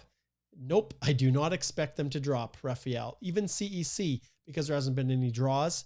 CECs, I think, is going to be over 470 points. The initial draw if they do a CEC. It just makes sense, right? The last one was in the 460s.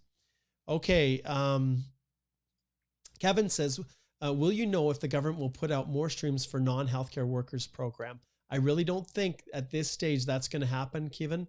Although I will tell you that in the budget from earlier this year, there was money allocated to potentially adding occupation-specific points, I guess, within the comprehensive ranking system for people that are in occupations in high demand in Canada. It has not yet been incorporated into Express Entry, but there's a framework and a plan that's been set out, but we just have not seen it yet. All right, let's keep going. We're into overtime. This is actually quite long. I'm trying to get through as many questions as I can. I think we are just about done here, guys. Let's see here. Yes, so Namer says, Minister Fraser's indicated, yep, in Bloomberg interview, the target might be increased for future years. What do you think it might look like? Are they going to increase prioritizing CEC in 2022? I think it's going to be the same. They've already prioritized. It's just they've kind of hit the wall where they've got to get all those FSWs that have been in the pool, that have submitted their EAPRs. They need to process them, and that's why things are kind of slowing down on the CE side. But yeah, the numbers are going to increase. That's kind of a given now. Okay, let's see what else we have. Okay, George says, what I'm trying to ask, Mark, what do you think will happen to the CEC inlands from 2021 to 2022 after the target quota is met? George, they are processing. I'm like, the reality is these inland, they haven't stopped processing. That's just it, George. When they stop doing draws, they stop bringing new people into the pool. Your application is not lost. It's there. For whatever reason, they're just taking their sweet time finalizing it, but you're not lost. You're there. It's just for whatever reason, things have slowed for you, but hang in there. Hang in there. It will go forward. They're not gonna just after the quota is met, stop. It's not gonna happen, George. It's far easier for them to meet their quotas in the future by going through CEC and landing people like you than it is an FSW from like Nigeria, right?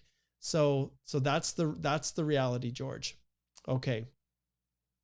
So we've got a few duplications here. Let's see if I zip down here a little bit more. We've got lots of people asking the same things. You're very welcome, Kimberly. I'm glad this has been helpful for you. Okay, let's see. I love hearing what people are doing. Okay, so Elias, it's great to connect with you. This is kind of a big one. He says, thank you for the encouragement and optimism. A friend of mine, FSW, had 471 all through 2020 and lost 5 points. Yes. Really got discouraged. He was considering scrapping EE Canada for now. Maybe look to other countries. I told him to keep his eyes open at least for 2022. Let's hope for the best. Yes, Elias, that's all we can do, right? And in many, for many people, that might be the solution. Look to other countries. But you guys know as well as I do, is the UK better? Is the US better? Is Australia better? I don't know. I'm not a practitioner in those countries, but I have to assume that Canada is better than all of those main source countries. It's just that with this process for people that are looking to immigrate from abroad, it's just, yeah, they're stuck in a vortex. And 466, I'll be honest, Elias, like for your friend, your friend's right. Unless he learns or she learns French, or has a job offer or some other connection, I've never seen FSW go down to 466 in this modern era. Okay. Nope, Raphael, I do not believe that the extra points for French will be taken away. The government has had a mandate of 4% Francophone through the federal program. Remember, Quebec has its own program for people looking to immigrate straight to Quebec. But when it comes to the points for French, no, that's not coming off anytime soon. Let's see what else here. Anna says, if I receive an ITA while in Canada as a tourist, do I need to return to my country to proceed with the application? Well, not really, but you definitely need to understand that the ITA is just the beginning, and processing times can be 6 months or more. And you have to really show how you're able to support yourself while you're in Canada as a visitor, a tourist, for potentially over 6 months or more. And in your case, Anna, I have to assume that it would be under the FSW program, which in and of itself, that program is going to take longer. Okay. Okay. I love this. Mukesh says, any updates for experienced people with skilled worker like a chef, but less CLB score? Kindly do the needful. Okay. Well, the needful is human capital drives the ship, Mukesh. And when it comes to chefs, there is the program that allows for federal skilled trade, which cooking and a chef is a trade, to be nominated. But we haven't seen anything through that program in this year. We haven't seen a lot. So yes, human capital is super, super important under the CEC and FSW. And unless you have a high enough score, it's just, the options are very, very low without going through a different program outside of Express Entry. Let's just see here. Yeah, Mukesh, there aren't any new programs right now that I'm aware of. They don't target 30 to 40-year-olds. The TR to PR pathway was was irrelevant. Many of the PNPs, the ages are irrelevant. So yeah, and Sue Ann, you're right. There is lots of discouragement in the short term. This pandemic has screwed up everything for many, many people. And so Jay, same thing for you. I would ring the bell and say, book a consult. Then we can go through and see what options are really available for you. Okay. Janek says, what is the process for CEC inland with outland spouse? How do they give COPR? Well, the reality is, they will give instructions to your outland spouse through their visa office to provide their information before yours will be finalized within Canada. That's how it works. And, yeah. Okay. If tech, there are no discounts available. You should still register now because you have access to everything, my friend. It is totally worth it.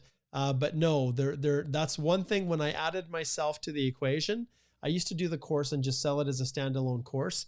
But now, because it's my time, it's like a massive bonus to get me for 5 hours. When you look at the reason I do it is because of the number of people that subscribe that I'm helping all at the same time.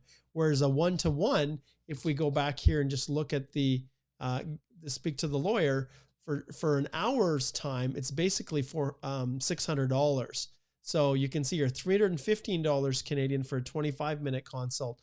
But when you go and you register for the course, it's $347 for all of those 56 lessons that took like hundreds of hours for me to create that. And it's been building and improving and expanding since the program was launched in 2015. And so you get all of that plus 5 individual hours every evening next week, plus access to all of it. It's all available to you for life, IFTech. And if there's any issues that come up or any questions or anything like that, you can book a simple question. Chaitanya, you, my friend, are so faithful. What a great, you're the awesomest client, my friend. He says, hey, Mark, we all need haters. That's the biggest thing that keeps us going and makes us hustle and help day in and day out. You're right. Absolutely. It's always been the detractors in my life that have caused me to do what I'm doing. Even practicing immigration from Lethbridge, when I left the large national law firm in Calgary, many people said, oh, you'll never be able to do immigration again. And that gave me so much motivation. I started with a local firm here. I did more solicitor type work. And then I just figured out a way to keep doing the immigration locally here. And then it just followed me everywhere else. And so I left that firm, started my own immigration firm, and I haven't looked back. And now I've gone through and I've served as the national chair of the Canadian Bar Association's immigration section. And so, yeah, I love it. I love it. Thank you for that. Hello, Rashida. Good to see you. Oh, great, Christopher. I really appreciate that. Thanks so much. I want to also let you guys know as I go over here, yes, we have this, but in many cases, let's see if I can find it right here. In many cases on our website, you can go to resources and click on blog. This is a growing avenue of information for you. So work experience, don't be deceived by this one. It seems like it's so simple, but Alicia did a fantastic job on this one. There's one in detail on misrepresentation. You can see all of these. Proof of education, spousal sponsorship, inside versus outside spousal sponsorship, how to draft an employer reference letter that works. You can see all of these. Can students be working after the end of studies? The Canadian Immigration Podcast. There's just tons of blog posts here as well that are available for you guys. And I'd encourage you to go check those out on the website. Often when we do a combined effort between myself and Alicia or Chanel or Susan, there's always a blog post that's accompanies it. So for those of you who like to read, so thank you so much. Let's see what else here. We'll go a couple more and then we'll wrap it up here. Okay. Mahmoud says, hey, Mark, when can siblings give 15 points after getting COPR, or do they have to be living in Canada? They have to be both. So they have to be a permanent resident of Canada and living in Canada. Okay. Let's see what else we have here. Assis says, what about PNP non-express entry process time? Basically, when to expect AOR. That process can take months. Sometimes it comes back quick. Well, when I say quick, like 2 months, but it can be longer. Paper-based becomes a little bit more challenging. And so when you're going through that process, Assis, I would expect it to be a couple months before you see anything. Okay. Jalil says, applied TR to PR. Do you think on November the 5th? Yeah, I know. That's awesome. Good for you, though, that you got in. That's what's important. Do you think I can expect an answer in the first quarter of 2022? I think it's unlikely. Jalil. Maybe. Okay. Let's see here. Same question, Jalil. Can I move immediately to Quebec after PR through TR to PR? Freedom of mobility allows for people to do that after they become permanent residents. But yeah, be careful. That's all I have to say. Okay, let's see what else. I'm trying to get to some people who I haven't answered questions yet for them. You're very welcome, Misab, and you're very welcome, Marky B. Yeah, Mosan, there is no processing times, my friend. Like, there is no processing times. When immigration says they can't give you a processing time, like for our experience, a lot of it, like it's going slow. And back to, the CIC report here from Kareem. I guess I went to Kareem here. Let's jump back here and go to his article. As you scroll down, I know that he talked about the number of FSWs, and this is something that's important. People are saying it's not moving forward, and I've told you guys repeatedly that it's going slow, really slow. Let's see if we've got there. I think I saw somewhere that there was a number that it was really low, like under 1,000 at this stage of FSWs that had been processed. I can't remember where he wrote it. Bear with me here. I can't remember. Whatever. It doesn't matter. I can't remember, but very, very, very few have, but it is moving forward. So, yeah, so just hang in there. Just hang in there. Okay. Pardeep, good to see you. Let's keep zipping through there. Trying to find ones that I have not already covered generally. Okay, so Kadeen entered a profile, asked, can I apply for an MBA? There's no rule excluding you from doing it. And there's no harm from applying. None. If you get your study permit refused, it's not going to impact on your express entry, provided everything was submitted honestly, there's no misrep or anything like that. And so there's nothing stopping you. It depends on the country, depends on where you're coming from, and depends on your plan and everything. It is still possible. Remember, when it comes to study permits, one of the expectations is that you're demonstrating an intention that you are going to return back to your country, and that you've got that temporary intent. Sometimes when you have a profile in the pool, an officer will wonder, okay, do you really want to study and then use that education to help you in your home country? So that's what they often will ask. Yes. So we've got Koresh. Yep. You have to watch the video there. And then let's see what else we've got here. We've talked about the FSW draw at the beginning, Suran. So go back out for, I won't recap it, but we talked about this in detail. I think the beginning of 2022 Q1, and they're on target to really meet their quotas. And so as long as those overseas visa offices open up, I think that they're going to be able to do that. Let's see what else we have here. I think we've got a lot of people asking about that, and I covered the FSW in the beginning of the FSW draw February 2022. Possible, my friend. It is possible. Let's see. Okay, Yaz says, how concerned do you think RCC is by the fall in the candidate pool quality without outland admissions? Not at all. Yes, they're not concerned about that in any way, shape, or form because, well, interestingly, the Conference Board of Canada, where let's just see here, where Kareem used to work, that National Immigration Center is doing some longitudinal studies on the impact of all of these in Canada lower human capital people. But understand, Yaz, the government does not see them as any less than anyone else who has a master's degree or coming from another country. They just don't. The statistics will wait and see what happens, but they're realizing how important these individuals are to our economy, every bit as much as a PhD. And so that's why they did the TR to PR pathway. That's why they did the big scoop. And so, yeah. CRS 400 inland, would there be a chance? Not anytime really, really soon, I don't think, Stephen, but it just depends. Should I book a consultation? I encourage every single one of you guys to book a consultation if there's something that you don't know and you need help with. That little bit of money that you pay can set you on the right path so that you're not wasting time. There's nothing more painful for me to tell someone, I wish you would have come a year ago, I could have helped you, but now you're just out of time. Okay, let's see what else we have. Anitha says, hey, Mark, after having consultation with you for my son, I had a good night's sleep. What you have said is 100% true. Thank you so much, Anitha. And I love when people who've retained our services come on and talk. And, we're not 100% perfect with everything that we do. It's not all roses. Sometimes we can't help people. Sometimes people don't like the advice that they're given. But when people come on and share this insight, it really, really means a lot.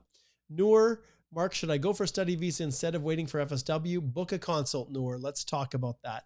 10 plus years of work experience. Super, that's great, Noor. But I recommend you book a consult. Okay, let's see what else we have here. Karan says, hi, Mark, how are you? It's Karan. I want to say thanks to you once again for helping me to make my PR file. I love it when you guys come back and connect in here. Big round of applause for you, Karan. It's so, it makes me so happy. I just love it. Yeah, especially you guys that, we go through the collaborative review process, and I know what I offer, but at the end of the day, the internet's full of all kinds of people saying you can do it yourself and you don't need any help. But, I know that people are going to get a better quality application retaining me to assist them to file it than they are on their own. And, I can say that from the 18 years of experience and people like you, Karan. And so really appreciate it. Let's see. Yes, Natasha. And yeah, you're not going to be able to count that for CEC. Yes, 100% Sazi.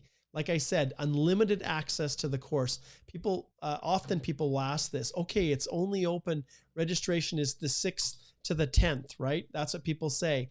And so does that mean that we only get access for that time? No, The 6th to the 10th is when I am there in a live Q&A with just you and the members of the group, and it's all done in a private Facebook group. Let's see, I'm not even sure if I have, yeah, so here's our private Facebook group right here. And so in this group, I just did a live just today, just before. And so this is where we do all of our live streams, and people post questions and we answer them. And those who aren't even able to make the lives, it's not a problem because you can always watch it as a recording. And anytime you have questions, you can post those into the group and all of those get answered. And you have access to the entire course for life. The only caveat I'll give is that if Facebook shuts down and whatever, Zuckerberg gets thrown in jail, I don't know. That's the only time where maybe the content of it would disappear, but it's all within that group. Okay. Okay. Rocky says, I applied for PEI, Express Entry, PNP. My request got declined because I had to change my job recently. I'm sure there was a way to work through that, Rocky. But once again, it's just tough, right? When people reach out and it's after the fact often, and there's very little that I can do. That's why booking consults early can really set the stage for going forward. And if you feel like you don't need to hire us to do a collaborative review, then that's fine. But those initial consultations are priceless when it comes to managing the future and direction and making wise choices with what you need to do, because time is often of the essence. Time is always so critical. Okay, so we covered FSW at the beginning. Natasha, you're very welcome. Sabia, you're very welcome. Arun, postgrad expiring soon. Yes, I understand where you're at. In fact, Alicia's working on a blog right now to give advice on people whose work permits are expiring. I have a ton of consults. Aaron, I recommend you book a consult as well. I'll ring the bell for you, Aaron, and we can talk about the options that are available. Okay, we covered the FSW. Hi, Mark. It's Karen. I wanted to say thanks to you once again. Thank you, my friend. I'm here on a study permit and qualify. Book a consult. We can sort that out. Yes, Sazi. Thank you. Thank you, Vida. I know. I appreciate that. Yeah, maybe Sazi will join us tomorrow.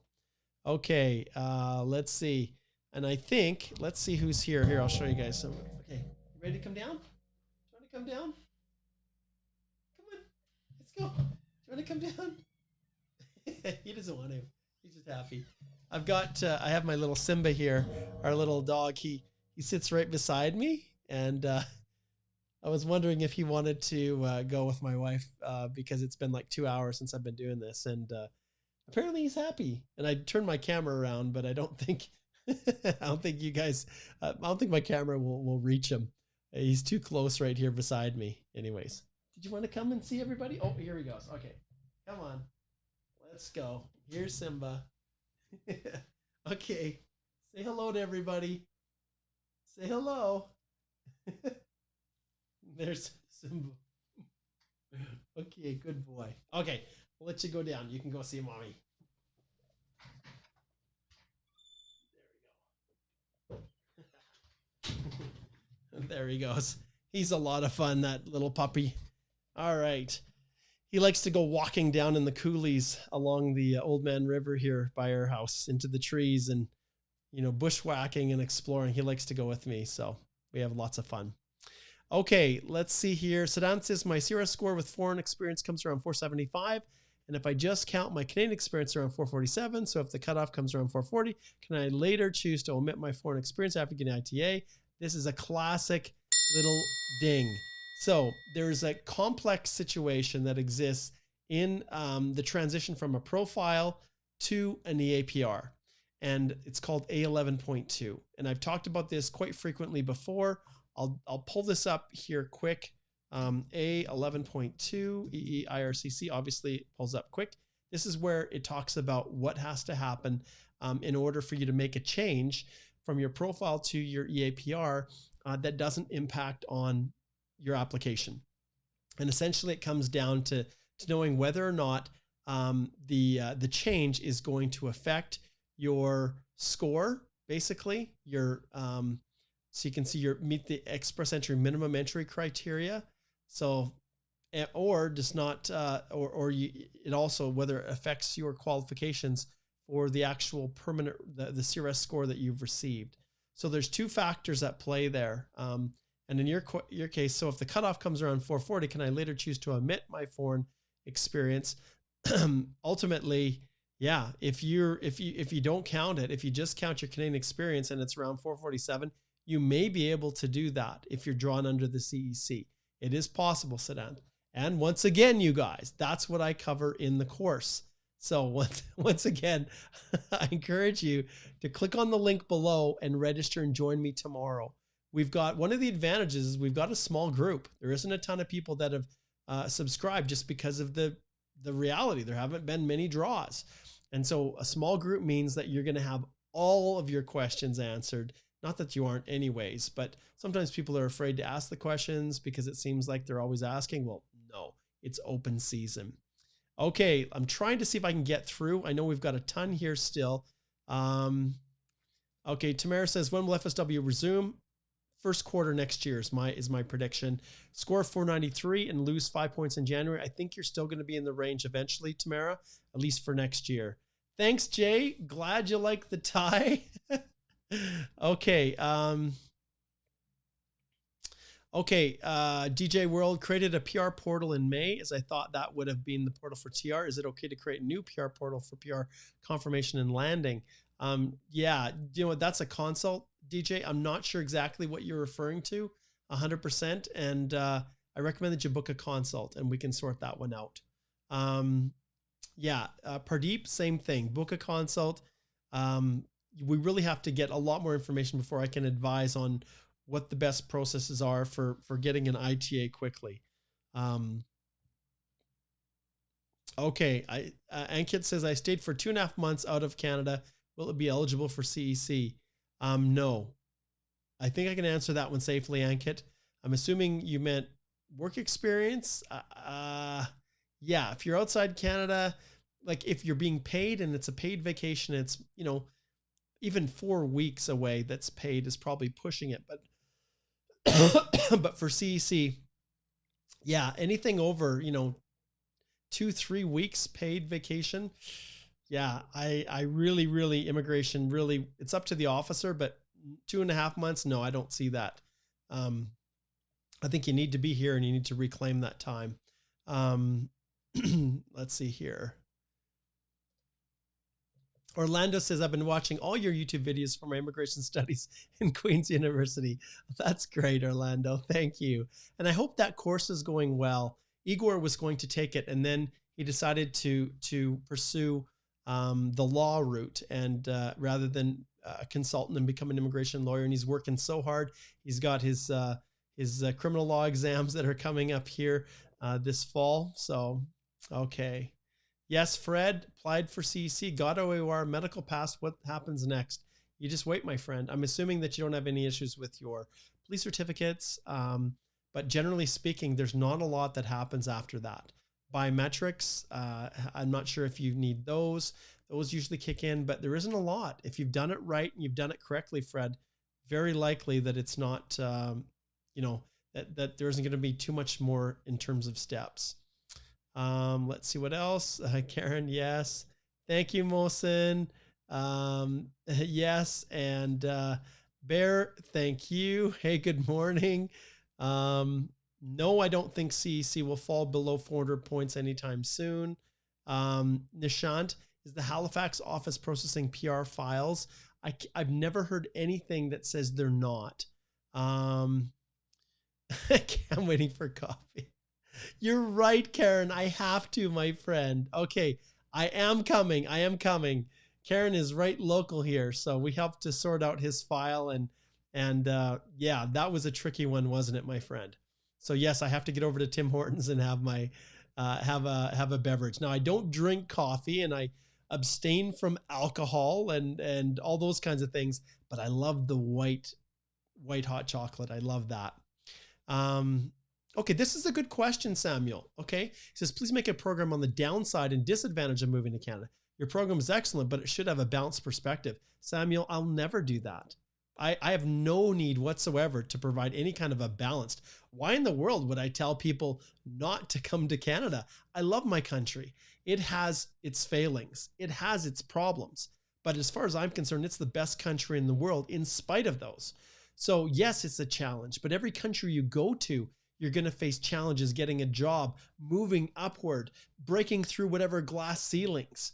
Anytime you immigrate to a country, you face those challenges. But in Canada, you've got a fair shake at it. The US has lots of economic opportunities, but there's lots of prejudice. There's lots of challenges that exist in that country, far more so than Canada. You know, the US is a melting pot. Canada is a multicultural country. And I will never, ever create a course because personally, I don't ever, it doesn't need to be balanced. It doesn't need, absolutely. There's no need for that. Kush, can't answer that one. Your passport request, AOR, February 13th. I can't tell if you're inside, outside. I'm assuming that you are, yeah, I can't tell. Were you an FSW from last year? I can't tell, Kush. Okay, this one here, book a consult, Jerry. I'm never going to tell you yeah, I'm never going to tell you to, wow, can I get to the bottom of these questions? I'm hoping so. Never tell you to leave a job before I understand the whole situation. Okay, we've covered that one. Expiring. Okay, let's see here. Harpreet says, hey, Mark, can we get a bridging work permit when our work permit is expired in 6 months? I heard that they changed it from 4 to 6 months now, or is it just a rumor? Harpreet, yeah, no. I like the bridging open work permit is Bridgeport work permit. I think that's the bridging work permit you're talking about. 90 days, like you can restore. If your work permit's expired, you can restore to a bridge if you've got that acknowledgement of receipt, right? But yeah, as far as rumors, 4 to 6 months, like no. Through the pandemic, they were very flexible with restoration, but that was even before, yeah, that was before the, sorry, I've got a bunch of church stuff going on too. And we're trying to get an instructor to teach the lesson in our elders quorum next Sunday. And so I'm the elders quorum president in our church. And so I keep getting these text messages that pop up and I've got to get to them for sure. So hang in there. All right. Okay. Oh, I'm hoping I can get to the bottom here. I've never been able to get to the bottom, and that's why, because no one sticks around for 2 hours like me. Who in their right mind does a free live Q&A for over 2 hours on a Sunday? You tell me who out there of these fancy law firms and, you know, these large consulting organizations, who does this? You tell me, okay? And then question the genuineness that I have here. Then question why I promote and push my courses, because this is what you get, this type of dedication. I'm going to get to the bottom. I am at this one. Okay. Vivek says, on a 1-year post-grad expiring August 2022, I have 2 years foreign experience and working in Canada since July. What should I do for PR? Book a consult, Vivek. Book a consult. We can go through everything. Okay, I need help on the 5669 with typos, mistakes, and info I'm not sure to include or not. TR to PR, May 7th, international grad. Book a consult. Book a consult. Don't purchase the TR to PR course. Book a consult instead, because yeah, there's a number of issues that you have to work through. Minya, hello. Let's see. Khadija, you're very welcome. Oh, Harjit says, hey, Mark, why Whitehorse Immigration Office is very slow to process TR to PR while Calgary is fast? I'm not sure. That's a good question. I'm not sure. Khadija says, hey, Mark, I found out about the session late. What is the course? Wow. See, this is where I just don't do a good enough job. In the lives, I promote it, but I don't do a good enough job otherwise. It's right here in the link. Click on the link below and it will take you right here to, let me just flip back to the express entry step-by-step course. So you can see here, it starts tomorrow and it goes the 6th to the 10th. And when you subscribe every evening from at 5 p.m. Mountain Time to 6 p.m., it's a live Q&A just like this with me. Keep shifting over here. Whenever I share my screen, I'm like not centered here. Anyways, so basically, yeah, this course is the one that we're referring to. So go here, check it out. You can read all about it. Read just some of the most recent ones, testimonials from people that have taken the course. And it's going to be a smaller group just because we don't have we haven't had a lot of draws over the last little while. So people are holding off, but I'm not sure when I'm going to do the next one. So I highly recommend that you guys connect and subscribe to the course and join me. It's awesome. I love doing that course. If I have an active express entry, does it affect my study permit? The short answer, Samantha, is yes, it can. Now, an officer can't refuse your study permit just because you have a profile in the pool, but yeah, I recommend you book a consult and we can talk about that. Okay, Sam. Hey, Sam. Okay, we had a consult a couple months back. Partner and I had ITA for IEC, working holiday, biometrics to be done next week. We'll book consult, discuss our options for next year. You bet, Sam. I would love to connect with you again. Thanks for the shout out. Karen says, I want to say to all of you, Marcus, the great person. I didn't forget what he did for me. I have no words to explain. Nobody do for anyone what he did. Okay. Karen had a real tough situation. He was on a real, well, I can't talk about details, right, Karen, because solicitor client privilege, but he was on the ropes. He had a really tough situation and we were able to get it resolved. And now he's a permanent resident. And that is what I love. And hey, someone just purchased the course. That's great. Okay. Let's see here. Fred got a request to pay for biometrics, paid it right away, but I remembered that I did biometrics on my student application. No, don't worry about it. If there's a duplication or otherwise, they won't worry about it. Okay, let's see what Tian says. Okay, sorry if I'm out of line. I was wondering if you know where I can find a potential Canadian female partner to date and eventually marry and raise a family. Thank you. Tian, not a clue, my friend. Not a clue. Vishal says book a consult. Well, I can tell you that Chanel, she's in a relationship, so she's not open. That's awesome. I love that. That's a great question. Okay. Dan says, is it possible 2 officers will process TR to PR? Applied under 2 different streams at the same time without realizing it's the same candidate. How does the note system in the back end works? Well, your UCI, it works off of your UCI. They map your passports, the passport numbers. And so, yeah. So ultimately that's really what it comes down to is that through the UCI number that you have, that's how they connect. And you would have provided that on your study permit, right? You would have provided that in the forms when you completed it. So that's how they link them. That UCI is really important because it makes sure that it cuts down on the duplication in the system. When I worked on the border as an officer, we would often have people who came through. It was far less sophisticated back in 2002 when I was working on the border. But often we'd pull up a passport, we'd do name, date of birth search. It looked like a match and people would have duplicate profiles. And then we'd try to merge those together. So the UCI does that. Yes, only do it for 2 hours. Thanks, guys. You guys are awesome. I love all these positive comments. Oh, now we're getting to Simba. Yeah, he is a cutie. Okay, let's see. Shrikant says, hello, I'm in a border city in the US. Can I apply for Canadian visitor visa? I have a pending FSW application. You can always apply, just like anyone. You can always apply. Free Q&A to step-by-step course and finally book a consult. Yes, Vishal. I look forward to it. Okay, maybe a relevant question in idea on student visa October files. So worried. Yeah, you know what? Earlier in the year, they gave that guarantee to you guys that they would have them processed if you submitted your application by a certain time for the fall admission. But when it comes to January, they didn't make any promises. And so it's really, really hard. The study permits that I'm working with people on right now, most of them are kind of a spring admission is what we're looking at, just because we don't want to take chances. Divine, good to see you. Okay, Dan said, I saw an info shared by a law firm in Twitter that around 22,000 people are under active processing in TR to PR under various streams. How does anyone find data like that? It's all through the open source. That's where it comes from. You can also do access to information requests. Okay, Mithun, we talked about that. We're thinking in the spring. But they're right on track. Hello, good to see you. Yes, Vishal, hang in there, my friend. May you are December 2018, still waiting. I understand where you're coming from. Are going to make a course on super visa for parents? Yes, I am.